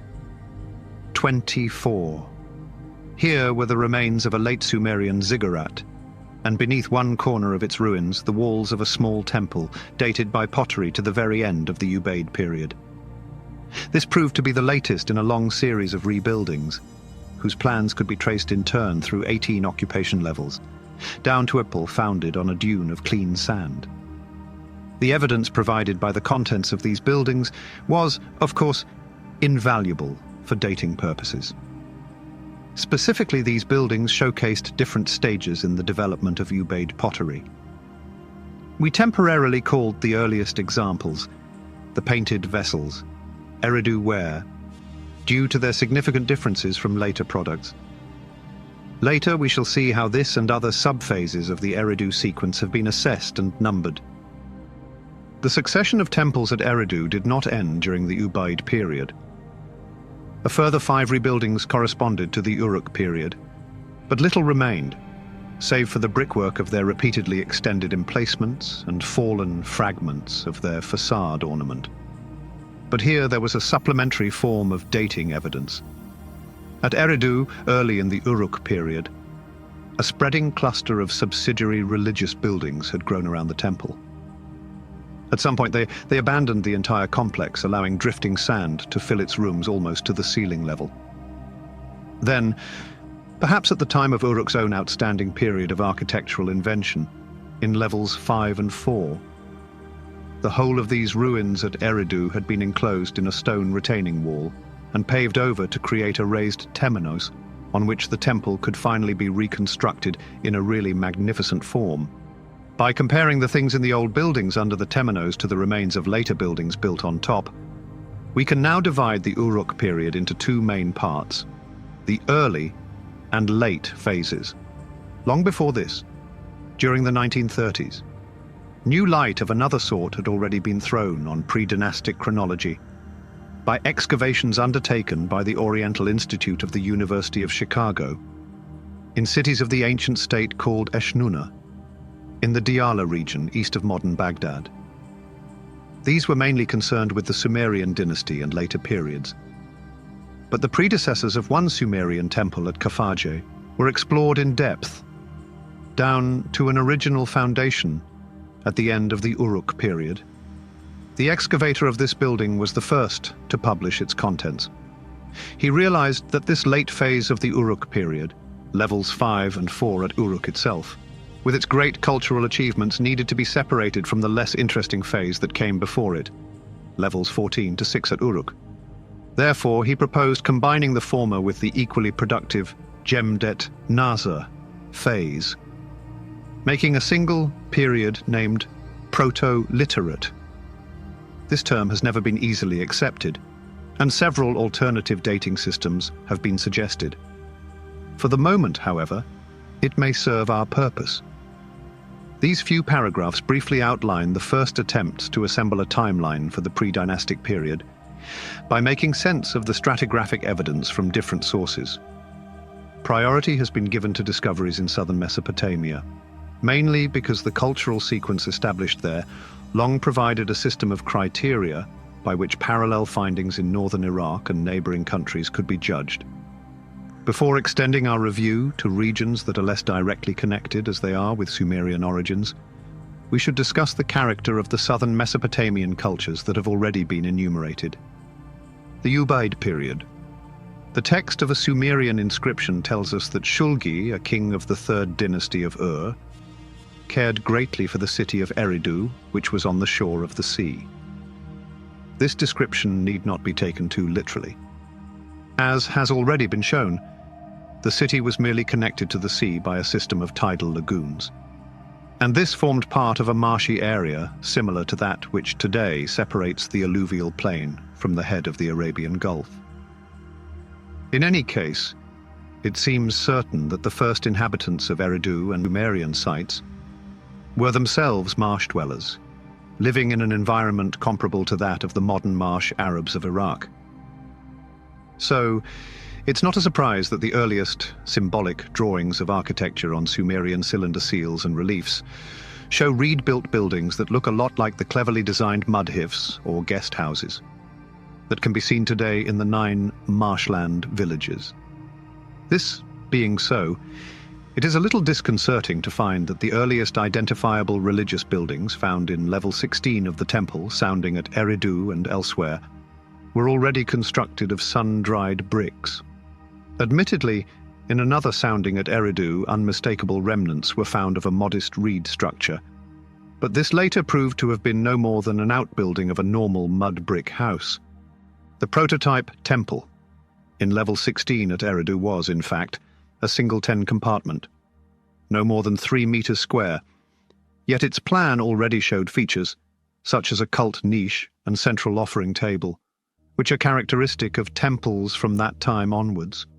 The building didn't seem to be able to be heard in the levels above it, 15 to 12, but it showed up again in level 11 and was rebuilt twice, 11 to 9, with a more ambitious plan that included a central sanctuary and wings that stuck out on either side. In this case, the very thin brick walls were strengthened with thicker piers or buttresses every so often, which may have reminded people of older reed structures.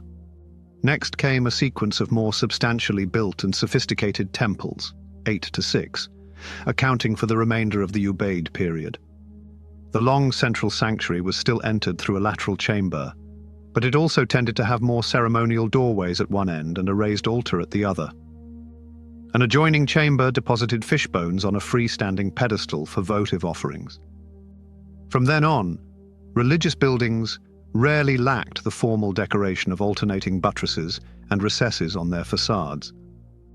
Religion. Now that we've seen the first example of a Mesopotamian religious building, about which a lot will be said later, let's get a sense of why they were built. To hold worship and rituals and to be a place where people could express their spirituality and abstract thought. At the early stage in their evolution, which we have so far reached, there is understandably little to be learned from their physical or architectural remains as revealed by excavation. A few elementary features can already be recognized by analogy with subsequent developments. We have spoken of an altar, an occult niche, and an offering table. However, written records from later times are the only way to get a fuller picture of the cults to which the buildings were dedicated and what they did. Here, in the briefest possible form, are some elements of Sumerian religious worship and ritual performance. Duties and observances practiced in the temple can be grouped under two principal headings: offerings and sacrifices. High among the services the gods required of their worshippers was providing food, drink, and oil for anointing. According to H.W.F. Saggs, 1962, the gods relished regular meals, arranging them on tables before their divine images. Their food included bread in large quantities, the meat of sheep or cattle, and drink in the form of beer, which was greatly favored by the Sumerians. Among provisions listed in later times were honey, ghee, fine oil, milk, dates, figs, salt, cakes, poultry, fish, and vegetables. The gods' meal was a banquet that invited other deities, human worshippers, and even the dead. The gods received specified parts of the animals, the remainder going to the king, the priests, the temple staff. Sacrifices were in a different category. These were actually made on special altars or on the roof of the temple by a qualified priest who cut the animal's throat while reciting an incantation, the spilling blood itself being a libation. Other forms of libation are frequently represented in Sumerian art, such as wine or other liquid being poured over an altar, onto the ground, or over an animal or plant. Saggs writes, "The incense burner was a very common feature of temple rituals. One could apply burning aromatic woods as a purification rite or a service to the deity, as the gods delighted in sweet odors. The names of the priests who performed specific parts of the ceremonies reveal further information. Some were concerned, especially with incantations, and there were exorcists whose task involved music playing. Others dealt with washing and anointing rituals. Finally, in a more important category, were the Baru priests, specialists in omen interpretation, who greatly influenced political decisions. The planning and installations of the buildings, where these varied religious performances took place, reflect their requirements. Pottery was plentiful at each level of Eridu, as mentioned, 16 to 6. We could break down the gradual transition from the early Eridu designs to those associated with other parts of Al-Ubaid into 4 distinct stages. These stages also matched up with the major changes in architectural planning seen in the series of rebuildings. From virgin to level 15, the early Eridu pottery could be predominant. A fine monochrome, chocolate-coloured ware, decorated with small-scale rectilinear patterns. This aligns with the modest building activities that culminated in the level 16 chapel, known as Phase 1. A second phase accounted for levels 14 to 12 above, where no architecture was found. It was distinguished by the intrusion of alien pottery, whose peculiar wickerwork patterns had previously been discovered at a riverside site called Haji Muhammad, near Waka. The traditional Ubaid culture peaked during the time of Temples 7 and 6.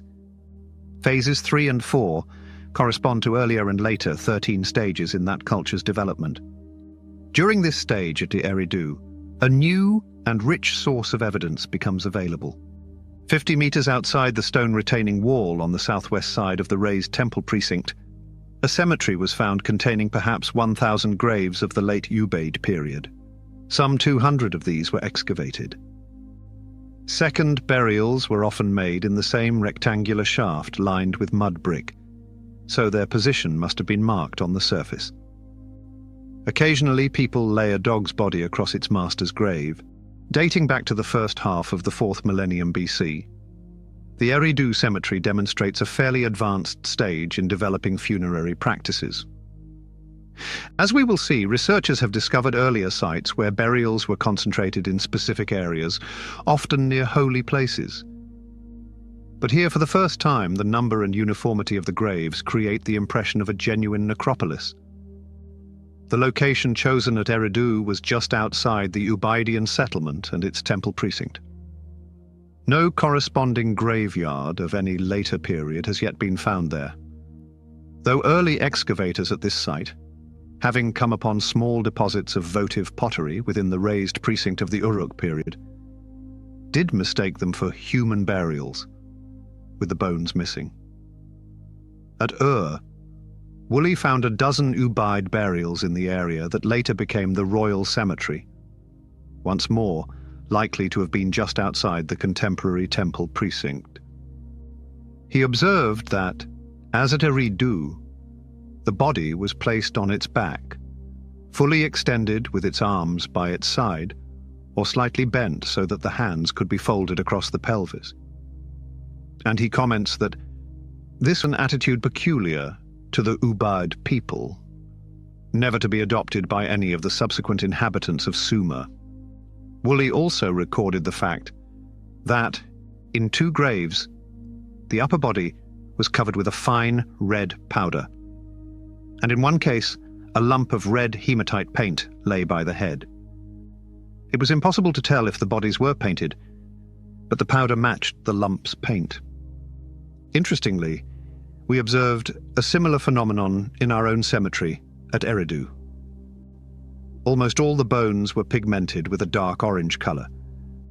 But as this applies equally to the bodies of dogs, and even in one case, to a meat bone laid beside the dog's mouth, we are inclined to discount the possibility of a deliberate or ritual pigmentation with ochre and to attribute the color to some chemical action of the soil.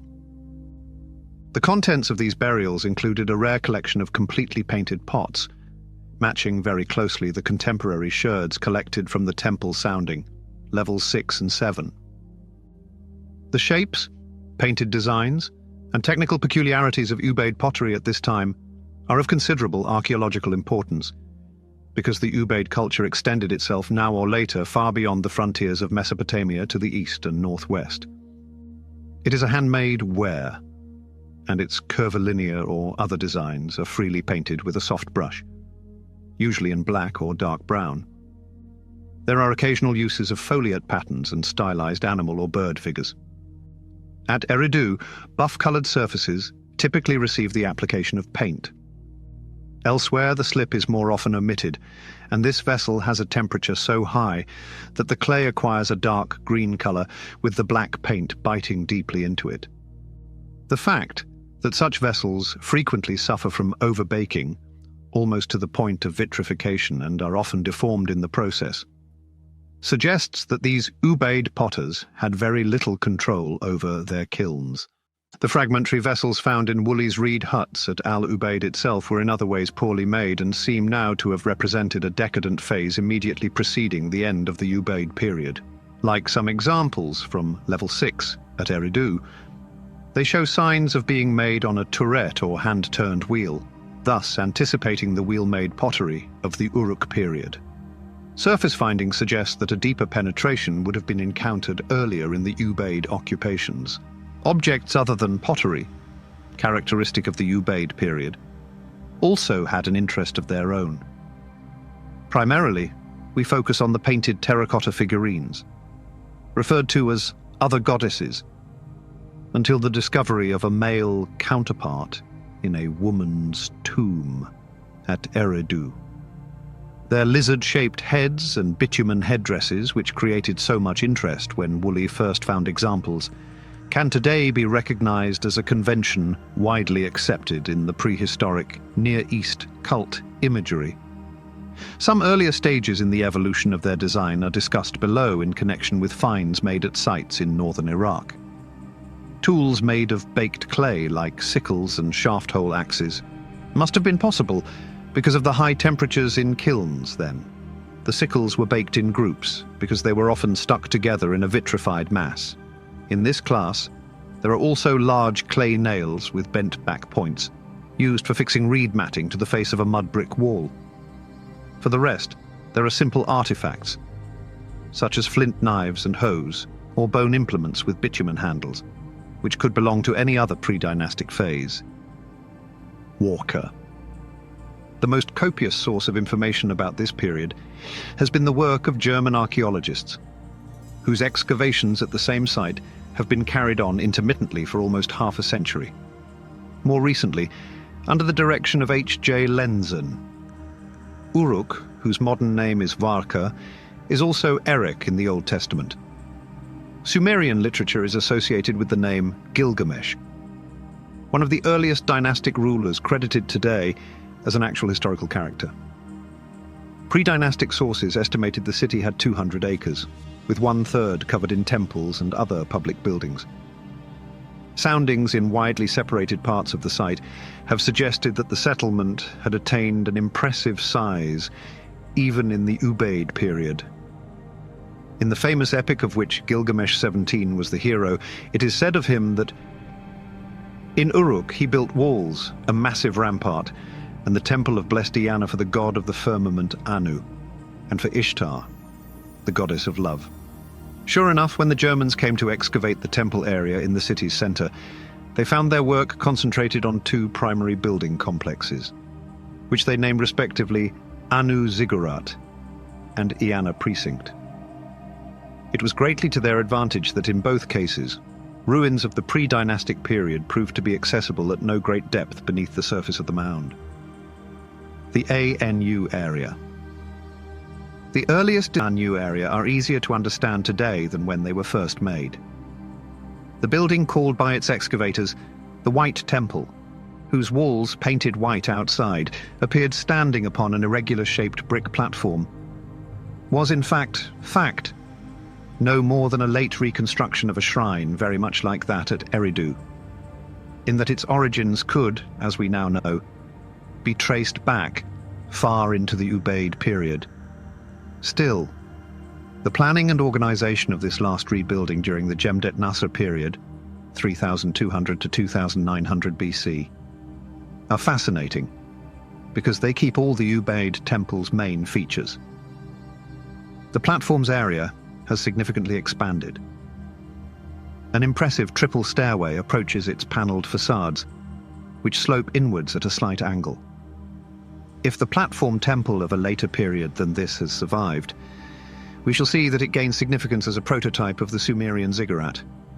50 meters to the east of the White Temple were the outer walls of the Iana Precinct, a broad area of courtyards and terraces surrounding a true ziggurat dedicated to the goddess Inanna, and repeatedly rebuilt in historical times.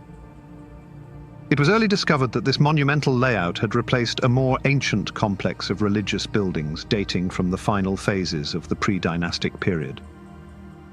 We have already seen how the Germans, using a pilot in the middle of this area, could tentatively construct a chronological sequence for these archaic buildings and relate them stratigraphically with the occupation levels of an earlier period beneath. During the years that followed, the Iana excavation was widely extended, and the excavators devoted their full attention to disentangling their plans. The problem that this presented can well be imagined if it is realized that such buildings were constructed almost exclusively of perishable mud brick. In the end, the excavators were faced with half a dozen temples complete with their various appendages, founded, extended, destroyed, rebuilt, and generally overlapping each other. The stumps of their walls often standing no more than a few inches high. If you think about how the shape and direction of these walls could only be figured out by carefully separating each brick, then the clearance of Iana must be seen as a huge step forward in archaeological technology. The Iana Precinct. This part of the Waka excavations has many cleverly made buildings from hard-to-remember pieces, making it impossible to describe or rate them. However, selecting leaders of special interest is not difficult. One of these was better preserved than most. The so-called Pillar Hall, level 4C, provided the first in situ example of the cone mosaic FA1, aid ornament, so characteristic of the period. It forms a gigantic portico, 30 meters wide, comprising a double row of circular freestanding columns, 2 meters in diameter, with corresponding half columns at either end. A long rectangular courtyard approaches the portico from a lower level. The courtyard's contiguous half columns face the courtyard's lateral walls, and 3 separate stairways approach the colonnade from there. A mosaic of terracotta cones, their colored ends forming various geometrical patterns, decorates the columns and side walls. This remarkable architectural composition appears to have created a monumental approach to some buildings beyond, either uncompleted or totally destroyed. The face of the double stairway in the center is decorated in miniature to resemble the facade of a building, and it is also ornamented with mosaics. Cone mosaic ornament is again more sparingly used on the walls of actual temples built during this period. Their plans adhere to 2 quite different conventions. The standard tripartite form, familiar to us from Eridu and the White Temple, represents one of these conventions. The second type of plan is a complete innovation, having transepts opening off the sanctuary at one end, with a doorway between them leading to a separate cellar on the main axis. The restored plan of Temple D in Level 4A is the finest individual example of this type. The building's 55-meter dimensions make it remarkable, and its planning, assuming the excavator's restoration is accepted, is an astonishing feat of design. You enter the great T-shaped sanctuary through its transepts, and lateral chambers surround it on all 4 sides. The outer facades are decorated with elaborate chasing, and, on the 2 longer faces, ornamental niches deeply recessed in the facades alternate with stairway chambers, some accessible from outside. In another example, Temple C, on the same level, a simpler plan of the same type is added to the end of the cellar to include a second tripartite element that is the same shape and size as the White Temple. It looks like the building had 2 purposes. We shall learn that temple planning does not limit the T-shaped or cruciform sanctuary to southern Mesopotamia. More recently, northern Iraq and Syria sites have yielded many intriguing examples of the same arrangement.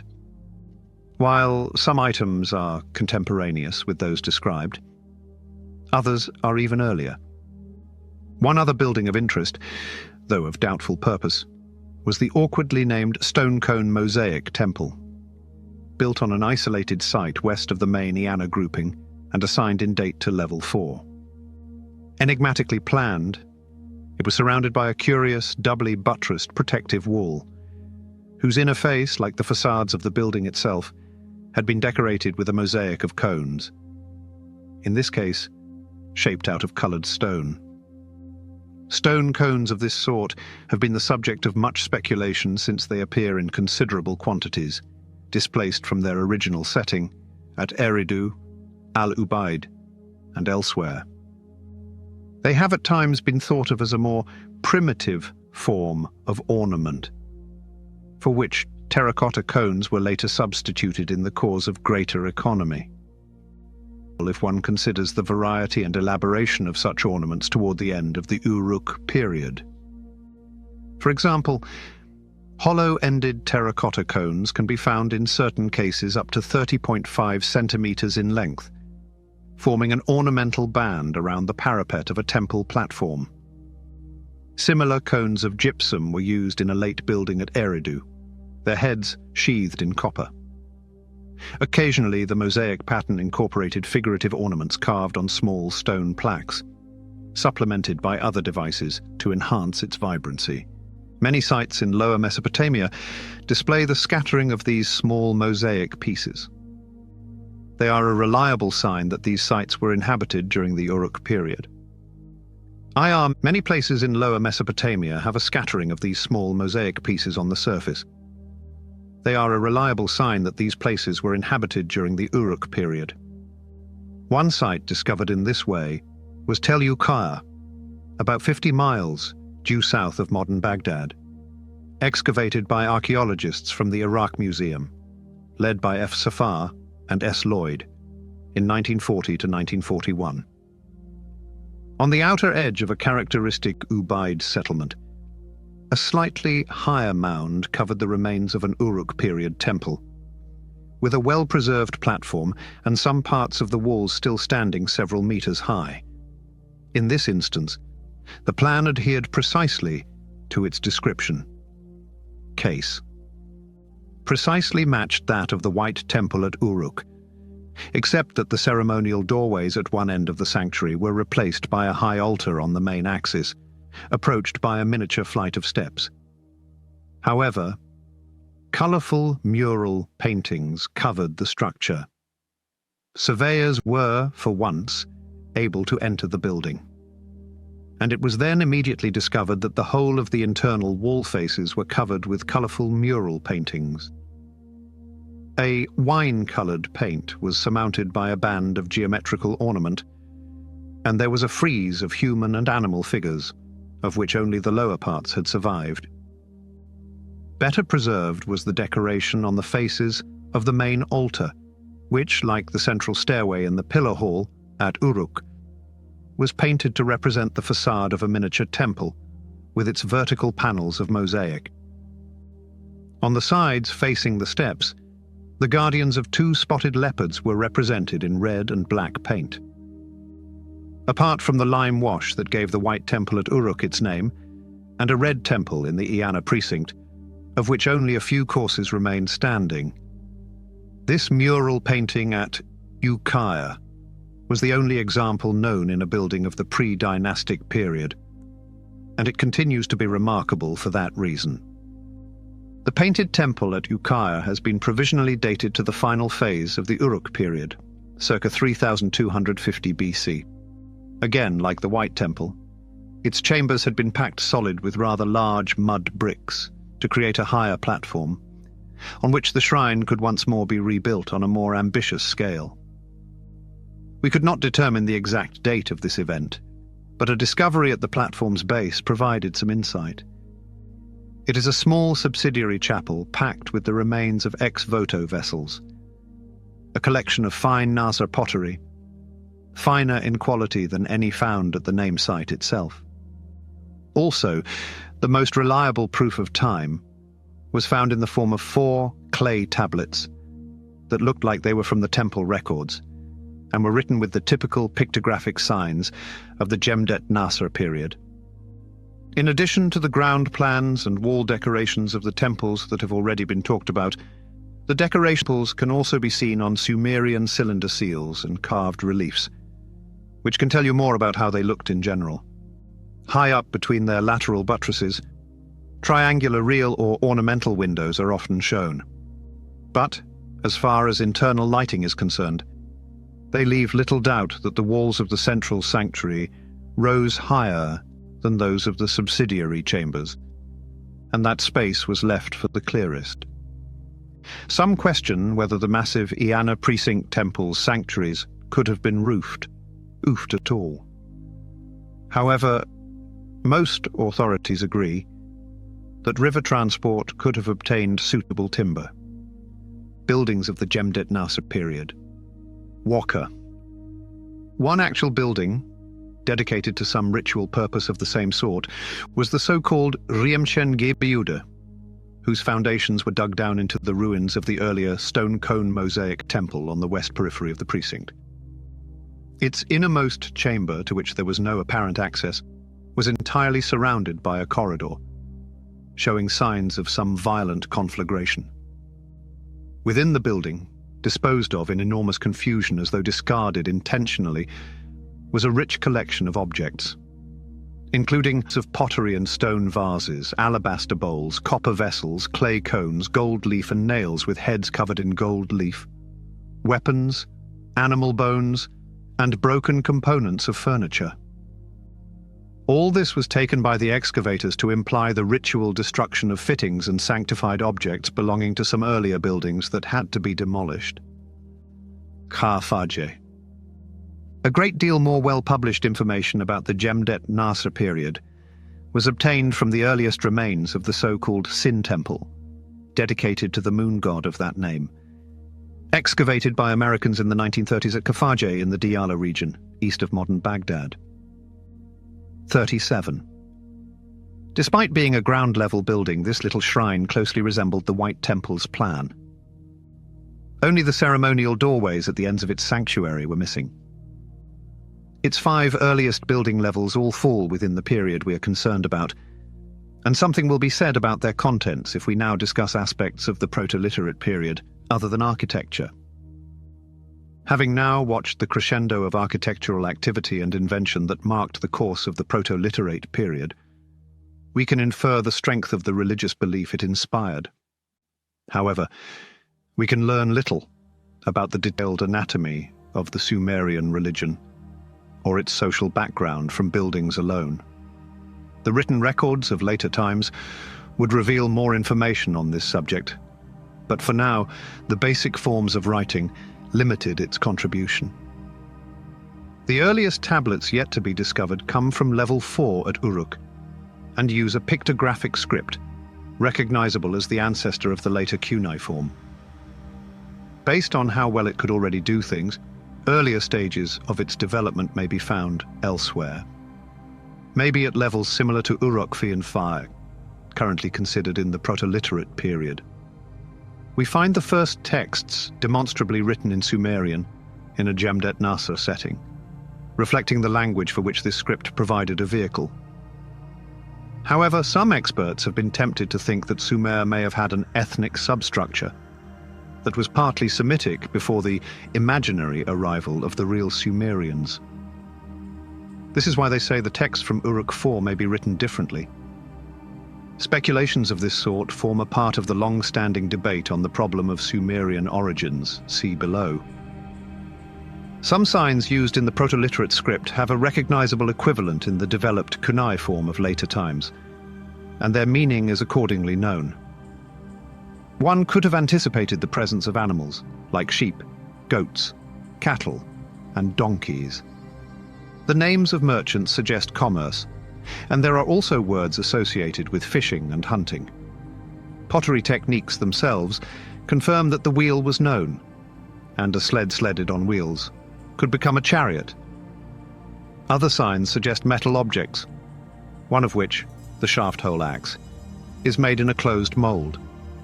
Like the copper sheathing of mosaic cones already mentioned, this would suggest an improved understanding of metallurgy. Despite using words like elder and council, the concept of a king remains unfamiliar in a different realm. Fortunately, the subjects depicted in sculpture and the designs in relief carving supplement these rudimentary bits of information. Sculpture. The scenes depicted in the sculpture surviving the Proto-Literate period are predominantly religious. A digression about the Sumerian Pantheon's character and composition may be appropriate now. From the earliest written formulations of religious belief, the names of 3 male gods, Anu, Enlil, and Enki, emerge as dominating figures.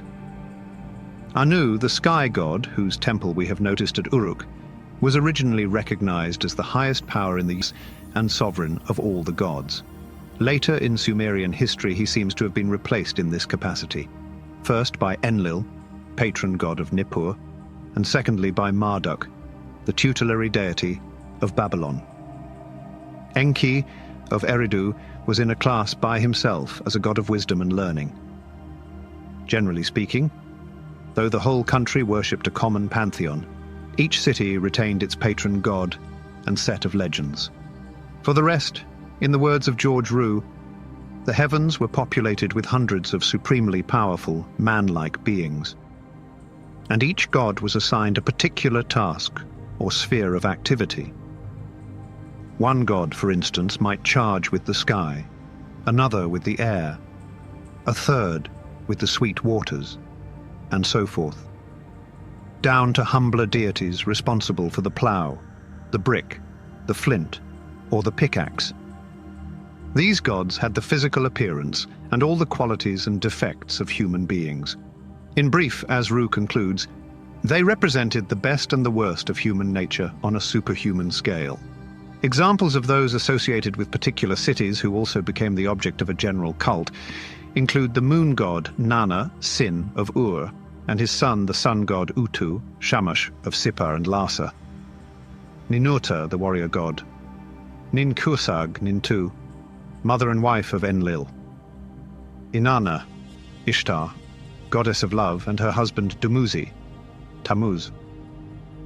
Inanna is, of course, the Great Mother, worshipped throughout the land, to whom the Iana precinct at Uruk was dedicated, a female principle of creativity, expressing godhead through fecundity.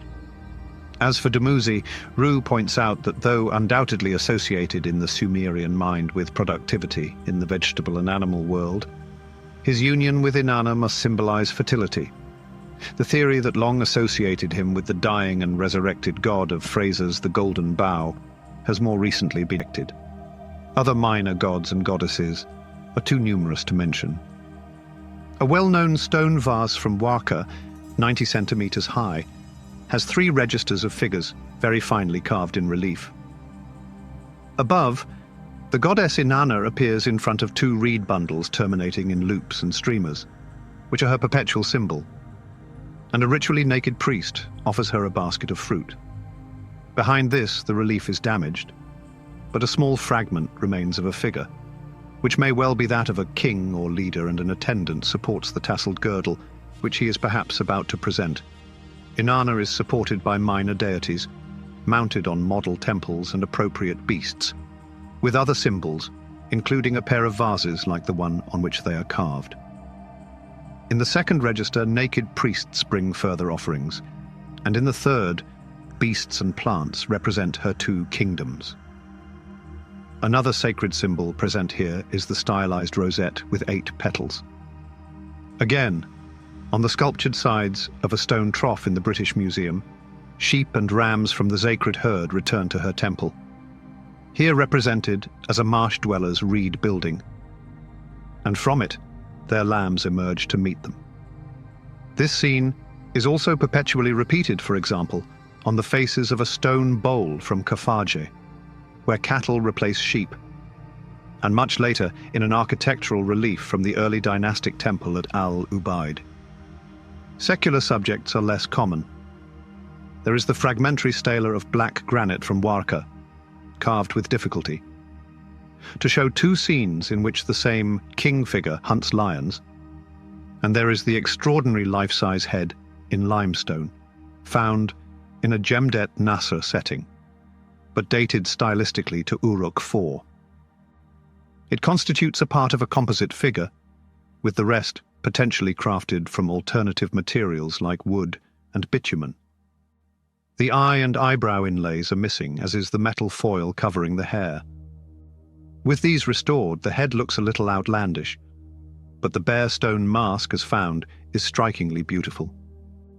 Animals carved in the round, a couchant ram from Waka and a wild boar from Ur, seem to have been ornaments attached by metal to larger contrivances, while stone vases also are sometimes decorated with animals, lions or bulls, carved partly in the round and partly in relief.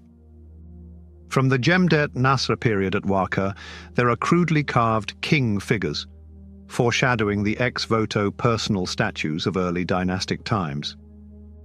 Nearer still to these is a single votive statue of a woman from Kafaje. During the same period, there were jars of animal form with an opening on top, usually made of dark-coloured stone. Coloured inlays in geometrical patterns often decorate these. Cylinder seals. Another innovation that parallels the pictographic writing of Proto-Literate times is the cylinder seal, a device used for establishing ownership or recording an agreement. These small objects of stone or shell, pierced through the centre for suspension, were delicately carved on their curved sides, with various devices or designs to create a tiny frieze of ornament when rolled over soft clay. We have found them in large numbers, and their impressions on tablets or clay jar stoppers are even more abundant. The cylinder seal is a device that makes its first appearance in levels 5 and 4 at Uruk. In the examples dating from this period, we expect to see the Sumerian artisans' first, perhaps awkward, experiments in an extremely difficult form of carving.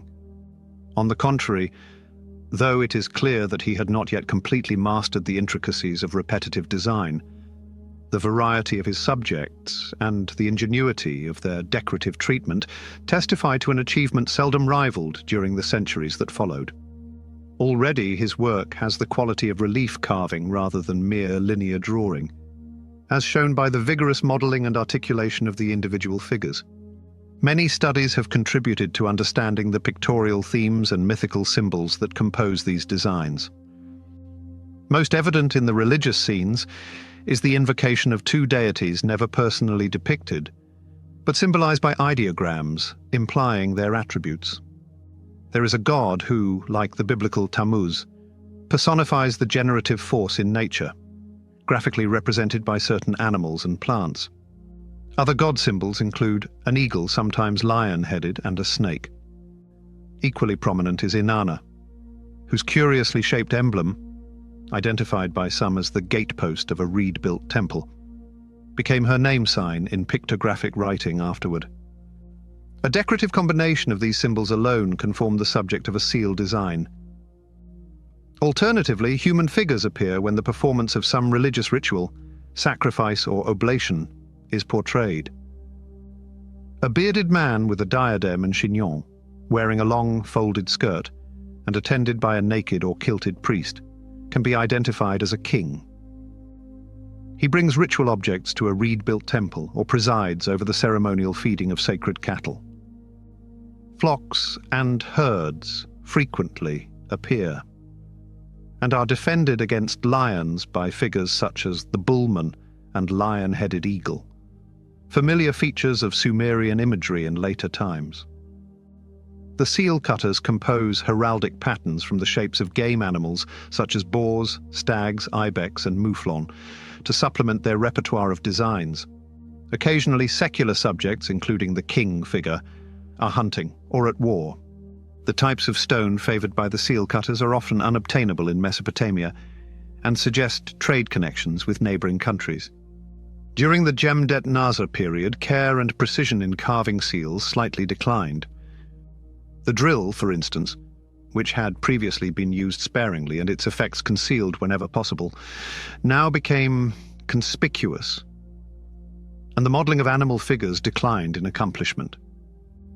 A new form of seal also appeared, longer in proportion to its diameter and entirely covered with sharply defined geometric ornament. People often discuss pottery when discussing the different stages of pre-dynastic culture, and stress its importance as stratigraphical evidence. The pottery of the Proto-Literate period is, for the most part, undecorated.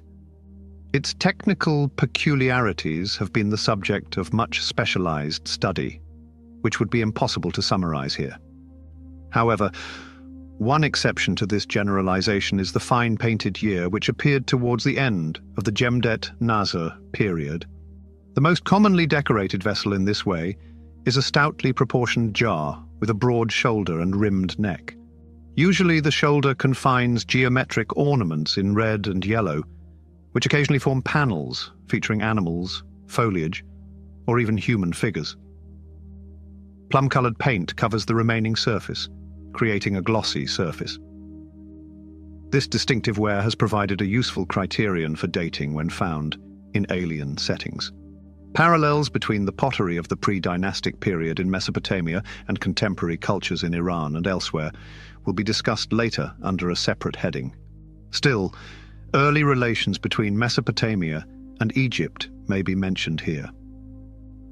In doing so, we are concerned less with pottery than with certain cultural developments, apparently shared at this time between the two great centers of incipient civilization. Scholars have examined several aspects of this subject in recent times. One aspect is the influence of the earliest Mesopotamian brick temples on the design of pre-dynastic mastaba architecture in Egypt.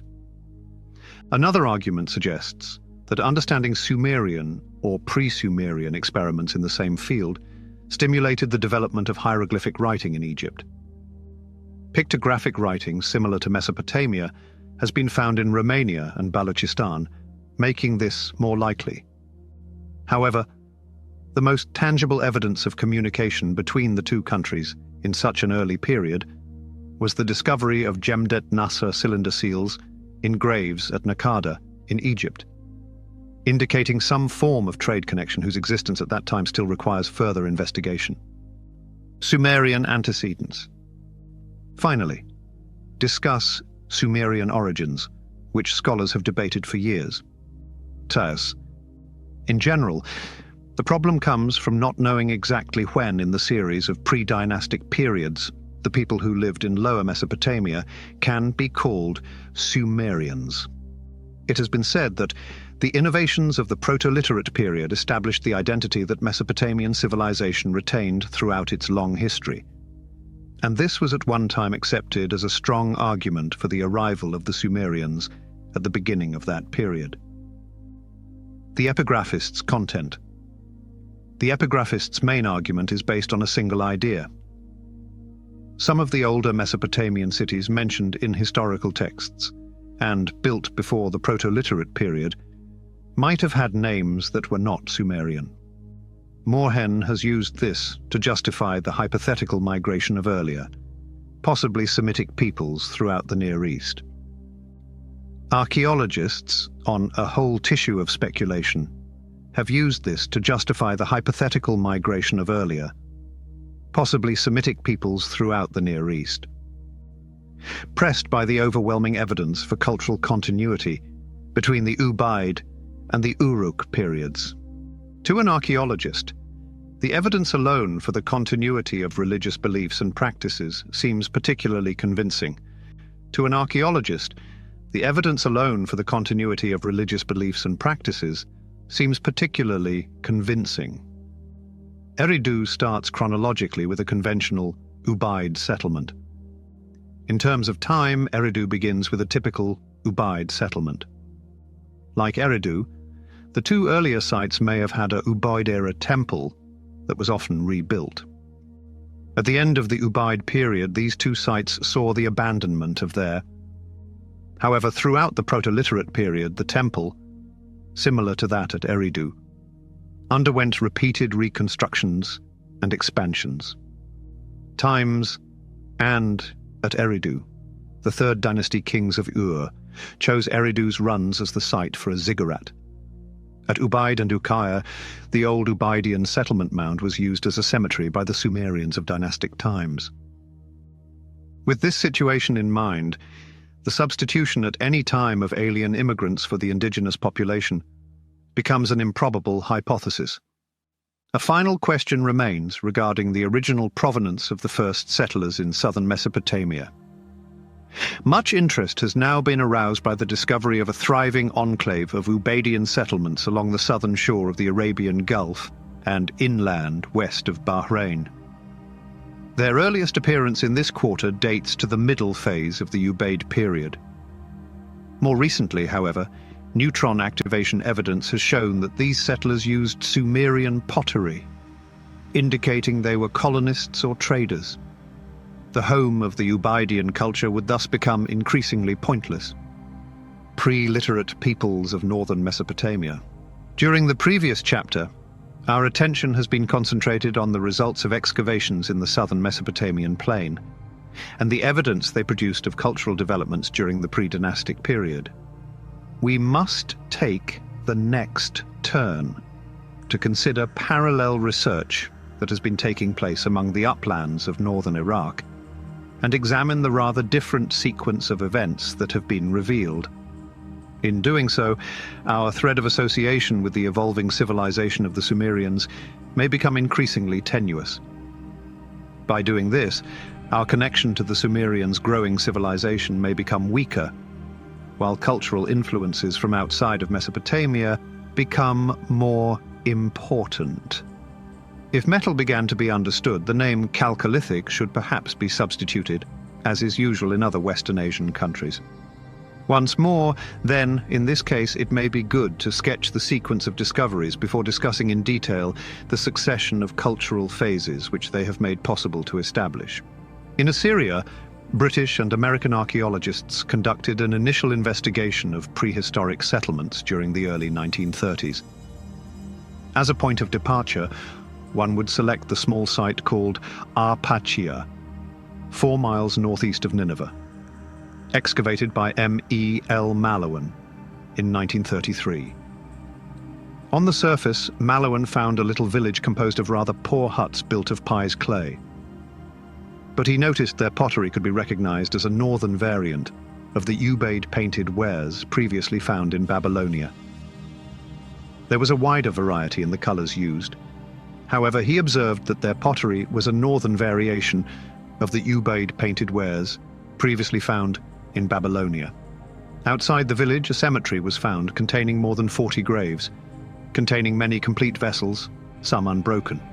Also, incised terracotta beads and bent clay nails were found in the discovery of a cemetery outside the village, containing additionally, the houses contained incised terracotta beads and bent clay nails, both of which are typically associated with Ubaid sites in the south. It implements as one would expect in a Chalcolithic setting. Similar houses were found in 4 successive building levels, 1 to 4 down. But Malawan did not think that these represented more than 5 or 6 generations, because the graves in the cemetery did not overlap, suggesting that the positions of the oldest graves were still remembered when the latest ones were dug.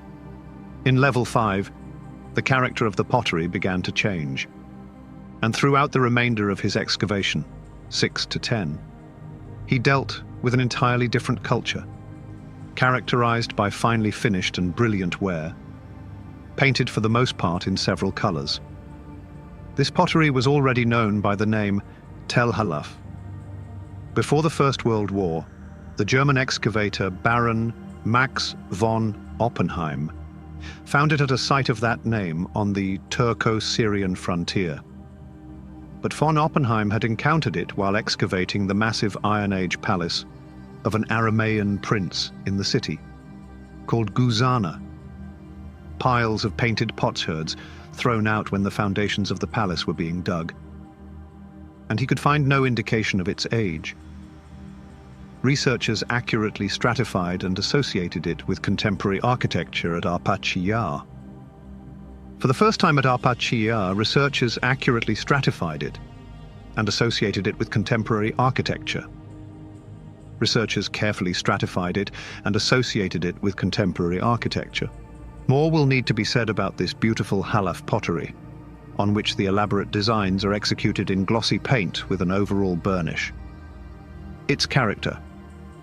It has a unique personality that has been used as a very useful dating tool when found in northern Syria and southern Anatolia, which are the farthest ends of its range. It is important to note that it has no exact equivalent anywhere in southern Mesopotamia. At Arpanchayat also, the first examples were found of small objects in other categories: stylized cult figurines of terracotta, stamp seals with figured designs of men or animals, and a variety of beads and amulets, all of which came soon to be considered representative of the Halaf period. Yet the feature by which this site has been primarily remembered are the circular buildings, found in its deeper levels and known at the time by the Greek word tholoi. Built of pais on stone foundations and apparently domed, they were sometimes approached through a rectangular anteroom or dromos, thus increasing their resemblance to thee. While Malawan was excavating Arpacia, an American expedition had begun work on a much larger mound called Tepegara, some miles to the northeast. As was usual in those days, the Americans were more liberally financed than the British, and their leader, E.A. Spicer, was consequently able to plan an excavation covering the whole summit of the Gara Mound. The following years saw a dramatic transformation of the Gara Mound silhouette, reducing its initial height. Because of this, the problems that came with the limited area of stratigraphical soundings were fixed, and the whole settlement could be seen. It was made possible. During their earlier years, Spicer and his successors cleared the habitation levels that were contemporary with the Sumerian cities in the south, or corresponding with the Proto-Literate phase of the pre-dynastic period. The latter proved to represent a culture so distinctive in character that, for the time being, it was referred to as the Gara period of northern Iraq. There were rich graves with gold jewelry, temples with curious, unfamiliar planning, strikingly carved amulets, and everywhere evidence of the large-scale use of copper. These were some of the characteristics of Gara, levels 8 to 11, down, which will presently be referred to at greater length, since Gara serves as a key site to the stratigraphy of northern Mesopotamia. It was not until the Arpacia excavations were over that the workers at Gara began to encounter Malawan's northern Ubaid painted pottery. Here they were able to study its development over a period represented by no less than 8 building levels, 12 to 19, and learn a wonderful deal more about it. In level 13, the culture reached its state of maximum sophistication. At this time, most of the mound's summit was taken up by what looked like a religious acropolis, an open space surrounded by 3 large, intricately built mud brick temples that were a suitable match for the Ubaid levels at Eridu, with which they were later shown to be contemporaneous. All through the deeper Ubaid levels at Gara, traces of pottery shapes and ornaments surviving from the previous Tel Halaf period were found. When we reached level 20, we found that the transition between the two cultures had passed. Polychrome pottery predominated, and all other finds could be seen as characteristic of the Tel Halaf period. The identification of an intriguing circular building as a temple was unsuccessful. However, the Gawra sounding ceased at this point, and no additional evidence of an earlier occupation emerged. It remains to be added that already known then, one other form of painted pottery was contemporary with or to have preceded the manufacture of Tel Halaf ware.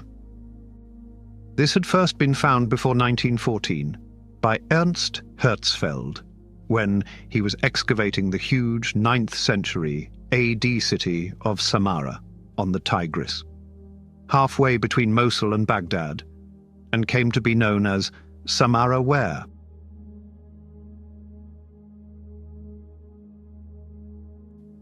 Among the foundation of Islamic buildings, Herzfeld came upon traces of a prehistoric settlement or cemetery, where this beautiful and unusual pottery had been in general use. Herzfeld couldn't find any architectural remains or stratigraphic clues at that time, so the age of the settlement was a mystery for a while. It wasn't until much more recently that the date of its first appearance, a little before the earliest Halaf pottery, was figured out. The results of the excavation so far constituted our total knowledge of northern Mesopotamian stratigraphy up to the outbreak of the Second World War. It remains only to discuss an immensely deep sound made by Malawan beneath the Assyrian Ishtar temple in the Kiyinjik mound at Nineveh. This operation had several extremely important results.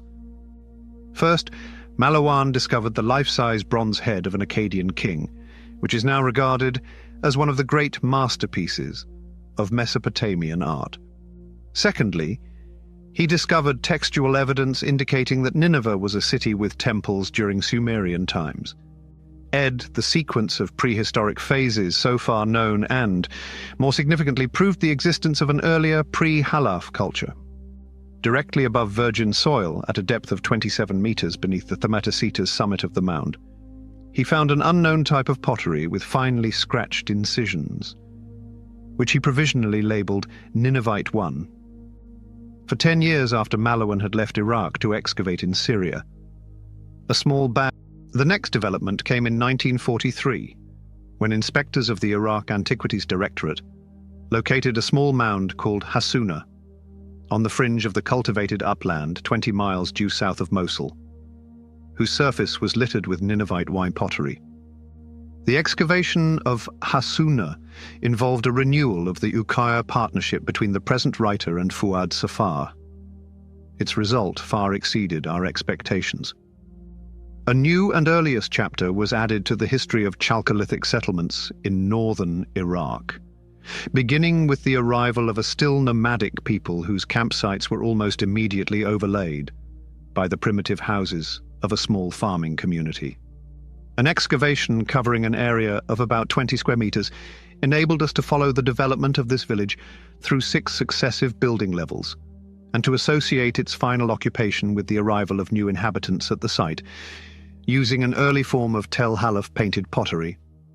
Counting from the bottom upwards, levels 3 to 5 represented what we considered to be the standard Hassuna culture.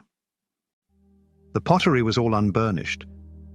Some were incised with 40 pin-scratched designs, some were painted, and some combined both forms of ornament. In the 3 levels below, so-called archaic ware appeared, burnished or decorated with glossy paint. The village's general features remained consistent throughout these 6 subphases. Small pies clay houses clustered around courtyards resembling farmyards. There were indications that their pitched roofs, made of wood and thatch, resembled those of modern neighboring villages. There were also ample indications of primitive agriculture, such as sickles with flint teeth set in bitumen on a wooden haft, suggesting that these people were at least harvesting the wild grain that still grows in the vicinity. However, elaborate grain stores were protected with gypsum and bitumen, proving that seed grain was kept for re-sowing. They used oval husking trays of baked clay for winnowing. The abundance of domestic animal bones and the presence of obsidian arrowheads and javelins suggested the continued practice of hunting. A damaged goddess figurine of a now well-known type already suggested some religious belief. In levels LB and LE, plain burnished pottery was mostly associated elsewhere with the late stages of the Neolithic. Then there was a complete change directly above virgin soil in level Aya. Since we all found several widely separated domestic hearths with identical primitive artifacts around them, any shelters must have been perishable. These shelters included a peculiar tall-sided storage jar, seemingly for milk, and implements such as heavy chert hoes or hand axes. In one case, a skeleton still lay crouched beside the ashes of a fire. Here, then, was the nomadic life of herders and hunters in the economy of a settled farming community. In recent years, we have seen 2 major attempts to expand our understanding of the Hassuna culture and trace its immediate antecedents. Work of a Soviet expedition at a site called Yarim Tepe to the southwest of Tel Afar in the Sinjar district, northwest of Mosul. One of several in 1969, the Soviet expedition excavated one of several mounds with exemplary attention to method, recording the results with almost exaggerated precision. These findings complement and enhance the findings from our own excavations at Hassuna. Many small houses, over 100 rooms in all, were examined at 13 successive occupation levels, covering the whole sequence of developments originally recognized by us at the same site, and some features previously lacking made welcome additions to our knowledge. These included bracelets of lead, a new and intriguing category of human figurines and prototypes of the stamp seals familiar in later periods. Soundings at other sites in the same area, e.g. Tell Soto and Magsalia, produced proto-Hassuna or Asuramic material. Meanwhile, in the early 1970s, a second investigation with a similar purpose was undertaken by a British excavator, Diana Kirkbride, in the Jazira steppe country west of Hatha. In this area, now totally desiccated, 87 sites were found, of which no less than 40 showed signs of occupation in the Hassuna-Samara period. We selected Dabagia for excavation down to virgin soil, and the deeper levels surprised the excavators. There were many similarities between this site and the first people who lived there, level IA. But instead of the nomadic campsites that the first people built there were large buildings of a type that had already been seen at Yarim Tepe, level 1, that were clearly not meant to be homes. Rows of rectangular compartments, too small for habitation, were grouped in a grid-shaped plan as though for storing some commodity suitable for trade. The evidence of animal bones. The large number of animal bones found nearby, 68% of them were onager bones and 16% were gazelle bones, led the archaeologists that there may have been a trading in skins, possibly onager skins, which were still used in that area until the late 19th century AD. In the final season of excavation, on the walls of dwelling houses in the deeper levels, rudimentary mural paintings were discovered, clearly representing onagers in flight, apparently towards a line of netting staked to the ground. Diana Kirkbride proposed a date for the Dabagia settlement in the early 6th millennium BC, contemporaneous with the deepest level at Hassuna, thus attributing it to the pottery Neolithic phase we have elsewhere. She could recognize no relationship between these skin-trading hunters and the hill people of Jarmo in the northeast, though the two cannot have been widely separated chronologically. In the years after the discoveries at Hassuna, Mesopotamian prehistorians also had to deal with the issue of the unique and beautifully painted Samara pottery, which was found next to the fully developed standard Hassuna wares, and seemed to be an extra item that was brought in from somewhere else. Ra, south of Kirkuk, where Braidwood excavated soon after the publication of Hassuna, this pottery seemed to be preponderant. He therefore concluded that he was dealing with a basically Samaritan culture. 6 degrees. There weren't many clear signs of this culture, though, and it wasn't until 1964 that an Iraqi scholar named B. Abu al-Suf found a new, very productive site close to Samara that was finally shown to the world in its true form. A Tell Sawan settlement was dug up, and 5 occupation levels were found. All but the first were only linked to the interesting painted goods that Hertzfeld had found in this area without being sorted. Like Kirkbride's site in the Jazira, Jealous Sawan held many surprises. In addition to dwelling houses of sun-dried brick, there were strange T-shaped buildings with many rooms, identified by the excavators as granaries. An irregularly buttressed outer wall, protected by a formidable ditch, encircled the entire habitation area during the third occupation. Other discoveries at Tell Sawan included more than 100 burials, mostly beneath the floors of the houses. The grave goods from this source were truly amazing. They included many fine alabaster vessels and an amazing group of 45 alabaster figurines of people that were almost completely different from baked clay figurines found in other Chalcolithic sites. In another sphere, food grains and other vegetables remain, together with a plentiful variety of fish and animal bones, which have made it possible to envisage the life of the settlement. A mixed economy based on agriculture, aided by rudimentary irrigation, hunting, and herdsmanship.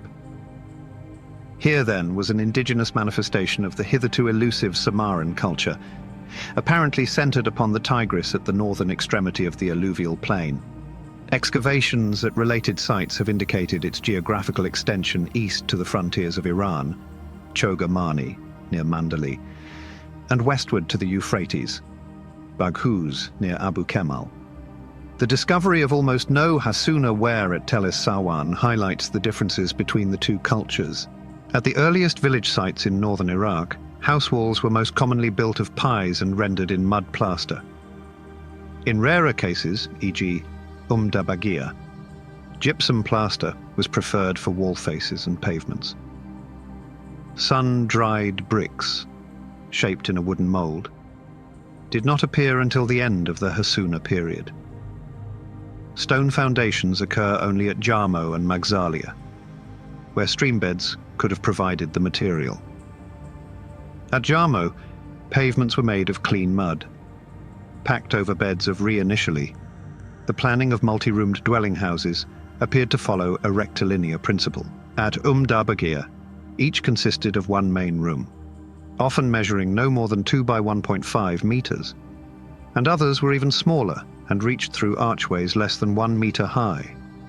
Here, unexpected features were fireplaces, with hooded chimney flues connected through the base of the walls with external bread ovens. A shame provided a single example of such a contrivance. Built-up step and toe holes in the walls apparently made access to these rooms possible through an opening in the roof. At Yarim Tepe, the size and number of the rooms were considerably greater, with one house measuring 14 by 6 meters. Houses were built in contiguous groups, Dabagia, lining narrow alleys, Yarim Tepe, or facing their own open courtyards, Hassuna. In addition to the usual domed bread ovens, many houses were provided with large circular grain bins partly buried in the ground and lined with gypsum or protected by a coat of bitumen. In the village of Dabagia, the 2 huge blocks of storage chambers were more important than the living quarters. These blocks may have been used to store trade-in hides. The walls of these blocks were made of strongly tempered clay, which was thick and not plastered. Over 70 separate cells were found, each measuring an average of 1.50 by 1.75 meters and not having any connecting doors. The Samaritan period. The architecture of this period is represented at 2 sites on the periphery of the southern Mesopotamian alluvium, Chagar Bazar on the Iranian frontier and Tel Es-Sar-Wan on the Tigris. The former was a large agricultural village, 350 by 150 meters, apparently profiting from some primitive artificial irrigation system. Houses had up to 12 rooms, with walls built of cigar-shaped mud bricks and plastered with clay. Building methods improved in the more sophisticated settlement at Tel Es-Sar-Wan, and prismatic bricks, Arabic, Liban, were used, with average dimensions of 80 by 30 by 8 centimeters. The large T-shaped buildings at this site, built to a standard plan with up to 35-14 rooms, are not fully explained. Despite their initial identification as a granary, the doorways between rooms indicated their intended use for habitation, and some of their contents suggested normal domestic occupation. Domestic occupation. The Halaf period. In the Halaf levels at Arpachia, an architectural innovation takes the form of circular buildings called tholoi by the excavators. Up to 10 were found at various levels in the mound or surrounding areas, but only 2 seemingly existed. The earliest are isolated circular structures, 4 meters or so across, but later their diameter increases to over 6 meters, and the thickness of their walls to 0.65 meters. A rectangular dromos, similar to the beehive tombs at Mycenae, now approaches them, and in one case, a transverse antechamber is present. As a rule, only their stone foundations had survived, but one provided evidence of a pies superstructure, probably a low dome. Due to the number of graves and cult figurines in their immediate vicinity, Malawan was inclined to attribute a religious purpose to these buildings. However, recent excavations in Sinjar, Syria, and Iran have demonstrated that at most Tel Halaf sites, unlike Arpachia, structures are predominantly dwelling houses. 64 within the frontiers of Iraq, a contemporary parallel to the Arpachia tholoi, occurs at Tepe Gaura, and earlier examples are found at Yarim Tepe. The Ubaid period. The earliest building in northern Iraq to be confidently identified as a temple occurs in level 19, numbering downwards at Tepe Gawra, and coincides with the beginning of the Ubaid period at that site.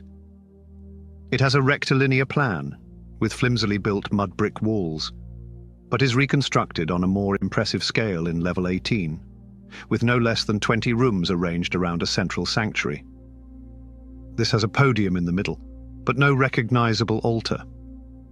There are more circular buildings in level 17, but they don't show any signs of cult activities. Temples aren't found again until level 13, when, as was already said, the top of the mound was cleared to make room for 3 clearly religious buildings with different floor plans and wall treatments. They were built around an open courtyard, almost 20 meters wide, overlooked on 3 sides by their facades, which were ornamented with a complicated system of multiple recesses and painted in different colors. The entire plan is recovered of the so-called Northern Temple, a rectangular sanctuary running the whole length of the building with 2 lateral chambers on either side, separated by deeply recessed niches whose purpose is not apparent. As is usual in a pre-literate setting, there is no evidence to associate the building with a particular cult. The mud brick walls are surprisingly thin, but strengthened at regular intervals by stouter piers, upon which the ceiling beams must be presumed to have rested. We have already seen this building system in temples 11 to 9 at Eridu in the south, though the sub-period they represent would appear to antedate the Acropolis at Gora. In the north, Gora 13 seems to represent the culmination of the Ubaidian period. In level 11 there were signs of massive conflagration, which destroyed the entire settlement. The Gawra period. From a sequence of 4 later occupations at Gawra, levels 11 to 8, most are to be learned about developments in northern Iraq during the phase in the south called the Uruk period. Here, the cultural transformation following the end of the Ubaidian epoch can be seen clearly in the architectural remains, such as in the character of the pottery and the increasing profusion of metal objects. Rather surprisingly, the most conspicuous building in level 11 was a circular affair known to the excavators as the Round House.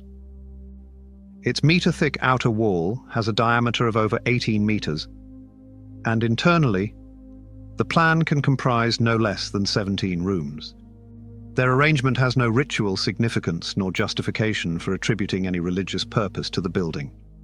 In this connection, we are reminded by D. and J. Oates, 1976, that roundhouses are found in some of the earliest settlements in the Levant from the Natufian period onward, and represent, along with rectangular houses, one of the 2 simple forms of permanent structure that might have evolved from different traditions of construction in the temporary dwellings of a mobile population. There is little reason to attribute any non-secular function to the round house in level 11.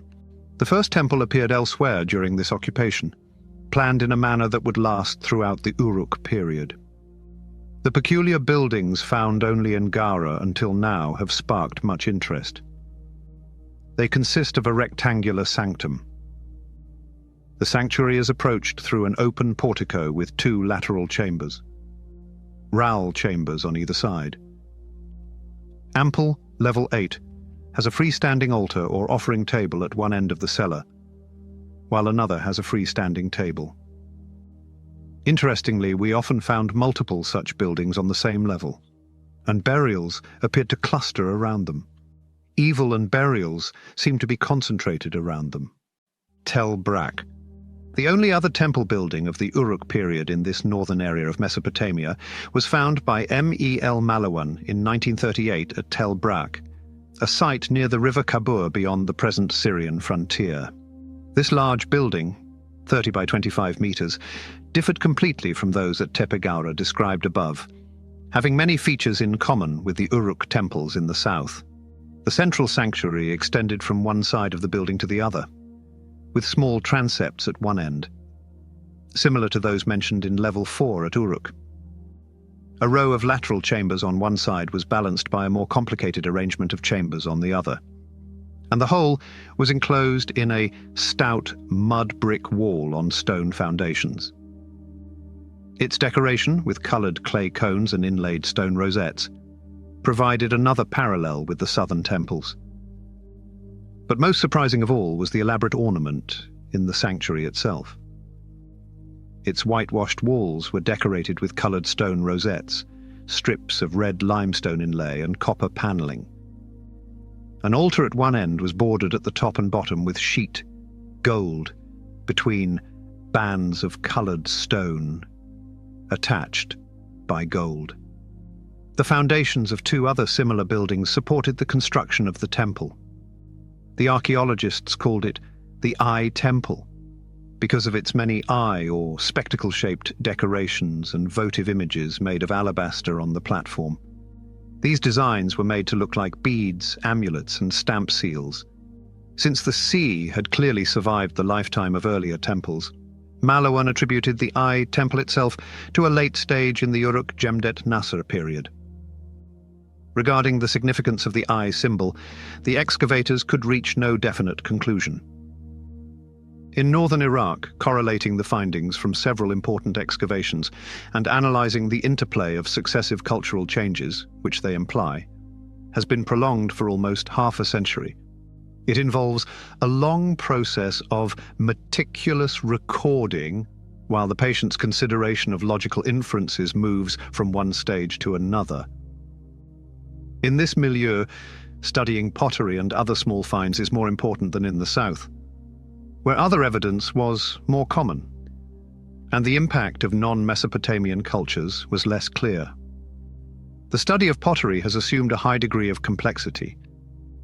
It may appear intimidating to the student or layperson who must approach it through a labyrinth of technical description and diagrammatic illustration. In the present context, a simplified commentary.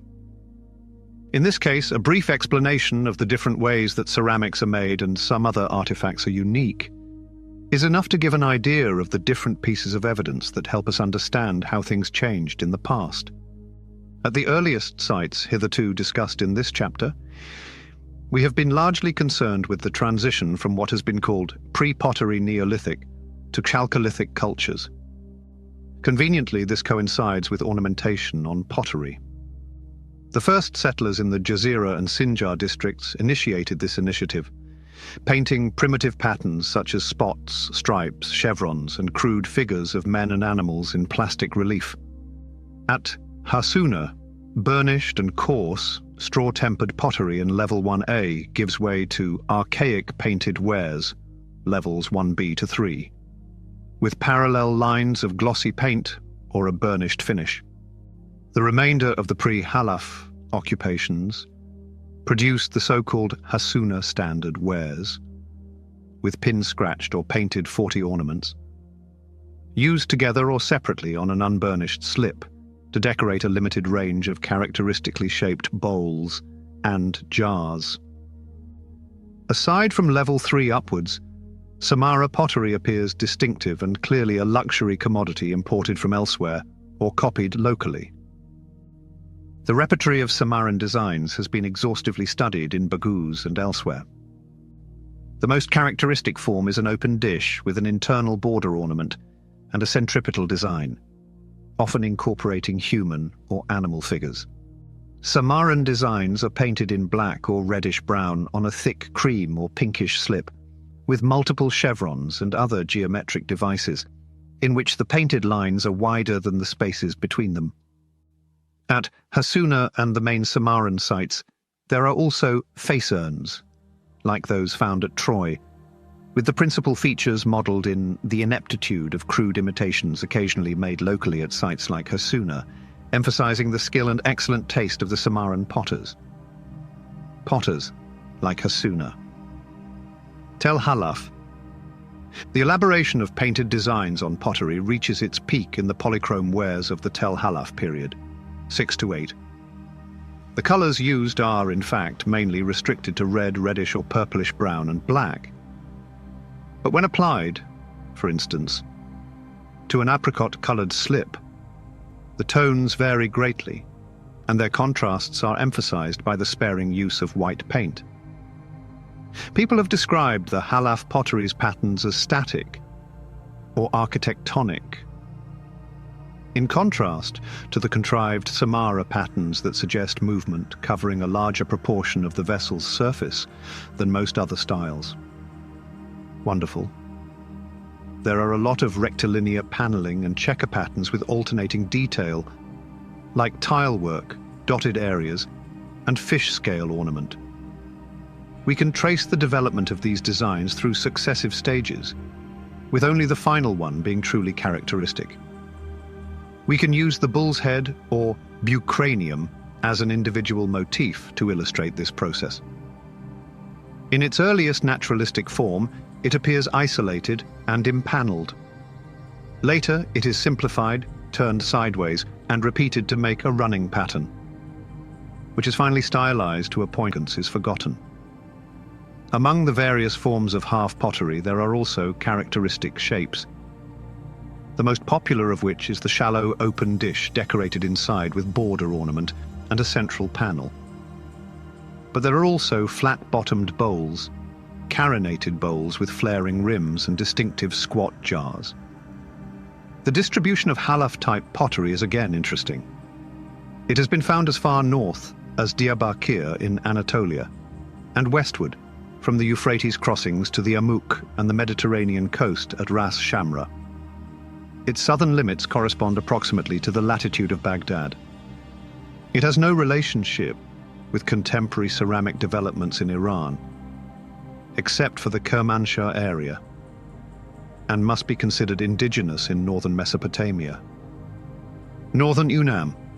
The formative stages of the Ubaid culture are still a mystery, but its attainment of a mature form has coincided with the earliest unification of Upper and Lower Mesopotamia. Whether it evolved in the two areas simultaneously, or, more likely, spread northward from southern Mesopotamia. Its archaeological characteristics are as noticeable at Gara or Arpachia as they were at Ur and Eridu. The earlier Ubaid levels at Gara suggest that the transition from one culture to another was gradual. The pottery at first retains some characteristics of the Halaf period or combines them with new conventions. Yet, when the new culture has reached its full maturity, Gaura 13. The differences between northern and southern Ubaid pottery are no more than could be occasioned by local disparities in the raw materials available, or an improved understanding of technical processes, such as the firing of clay and the handling of paint. One particular type of vessel, found in both settings, is of so eccentric a shape that it must be assumed to symbolize some short-lived but universal convention. Variously described as a lenticular or tortoise jar, it is a flat, whole-mouthed affair with a single trumpet-shaped spout rising almost vertically from its shoulder. The layers of rock in the north and south are important because they connect the first two Ubaid levels at Gaura, 19 to 18, with the post-Hajji Muhammad phases 3 and 4 at Eridu. One could interpret this as a comparison between Samara in the north and the Eridu phases in the south. Post-Ubaid. Pottery from the post-Ubaid phase, which corresponds to the southern Uruk period, needs little explanation. Its outstanding characteristics are first the absence of painted ornament, and secondly the fact that, unlike the hand-made pottery of earlier periods, most vessels now showed traces of having been turned on a fast-moving wheel. At levels 11 to 8 at Gara, brown or buff clay pottery with straw tempering replaces the fine, greenish-grey fabric of the Ubaid period. The burnished or polished monochrome wares, so common in the south at this time, are also to be found here. And lightly burnished grey pottery predominates at the contemporary site called Grai-Resh, in the Sinjar district west of the Tigris. 69. As in the south, however, one of the most distinctive forms of pottery at these and other northern sites during this period is the beveled rim bowl, or Glockentopf, a small, very coarsely made vessel, produced in huge numbers and easily broken. The present writer believes that people either gave it away for free with its contained food, or used it for votive offerings. Ceramic innovations stand out just as much as signs of a sudden interest in metalworking and cultural changes seen in these levels at Tepe Gawra. The metal source seems to have been the frequent groupings of richly furnished graves which we must now refer to. The Gawra period. Where burials are concerned, we have till now mentioned only in passing those, for instance, at Tel es-Sawan, with their votive treasure of alabaster vessels or figurines, and the Ubaid cemetery at Arpachia, which was the source of so much painted pottery. At other northern sites, the few simple shaft graves and urn burials from the Ubaid period are less intriguing. At Gawra, on the other hand, the sudden increase in burials during the last phase of the Ubaidian occupation, level 12, was a sign of things to come in the more advanced funeral customs of the Uruk period. In levels 11 to 8, burials were of two sorts. There were no less than 200 simple interments, of which about 50% were infants, buried indiscriminately beneath the floors of houses or in the vicinity of religious buildings. Some adults were perhaps buried in a cemetery beyond the village's limits, but the more distinguished community members were provided with carefully built tombs among the buildings on the mound. There were as many as these structures, rectangular chambers of stone or mud brick, roofed with timber or stone slabs. As a rule, each contained a body contracted, apparently fully dressed, though sometimes covered or wrapped in reed matting. Apart from the structure of these tombs, their interest was centered on the variety of personal ornaments they contained. Beads, in particular, had been used to decorate every body part, so that over 25,000 could be recovered from a single burial. Listed among the materials of which they were made are turquoise, jadeite, cornelian, hematite, marble, limestone, quartz, obsidian, lapis lazuli, and diorite, as well as shell and ivory, implying trade with countries as remote as Afghanistan. Perhaps most surprising of all was the profusion of ornaments in gold. Most of these were rings, rosettes, small studs, and crescentic decorations, cut from sheet metal and applied to the cloth of garments or diadems. But there was one small object, a finial ornament of electrum in the form of a wolf head, composed of separate elements skillfully welded together. The main significance of these tombs in levels 11 to 8 lies first in the implication they suggest that the mound at Gawra was now occupied by people with new skills and increasing sophistication. Above all, the advance in the practice of metallurgy is most remarkable. In the Ubaid levels beneath, a mere half-dozen metal objects were found, hammered or cast from pure copper, without the addition of tin. In the post-Ubaidian levels, metals, including bronze, seem suddenly to be in general use. At one point, the excavators could record that the whole ground seemed to be tinged green with decaying copper or glinting with gold. If we think of the Gawra settlement at this time as a simple rural community, then finding a site where we could study the urban side of the same culture and compare it to the achievements of proto-literate peoples in the south at the same time would teach us a lot about their relationships in time and other ways. Cult objects are comparatively rare among the small finds at Chalcolithic sites in northern Iraq. An intriguing exception is the class of female figurines, loosely associated with the term Mother Goddess. Unlike the lizard-headed standing figures of the Ubaid period, the ones in the south are usually stetopagus creatures seated or squatting with exaggerated breasts and thighs. In the earliest examples, for instance, from Yarim Tepe, the surviving heads have pinched faces on thin necks and are prolonged in a form that suggests a conical headdress. But here also, there are traces of the painted ornament characteristic of later times, when features such as trousers with crossed braces or belts are represented, and somebody's ornament may be tattooed. In several beautiful examples from Chagar Bazar of the Samara period, heads are modelled and painted in much greater detail, showing, in addition to the conical hairdresser, coffee bean eyes with painted eyelashes and facial ornaments such as nose or lip plugs. Figurines of this sort from the Halaf period are common to sites in Syria, such as Chagar Bazar and Tel Halaf, but they are also found at sites as far apart as Gata. These figurines can also be found at sites as far apart as Gata in Anatolia and Tepe Sarab in western Iran, highlighting the closer cultural contacts between northern Iraq and the neighboring countries from the Neolithic period onwards. Their precise significance as cult objects has been variously interpreted. At Ur and Eridu, they were found in graves, while at Arpachia and Tel Es Sawan, a religious purpose was tentatively attributed to the buildings in which they were discovered. Another figurine class important for dating purposes is the spectacle idol or eye symbol, most notably associated with Tel Brak.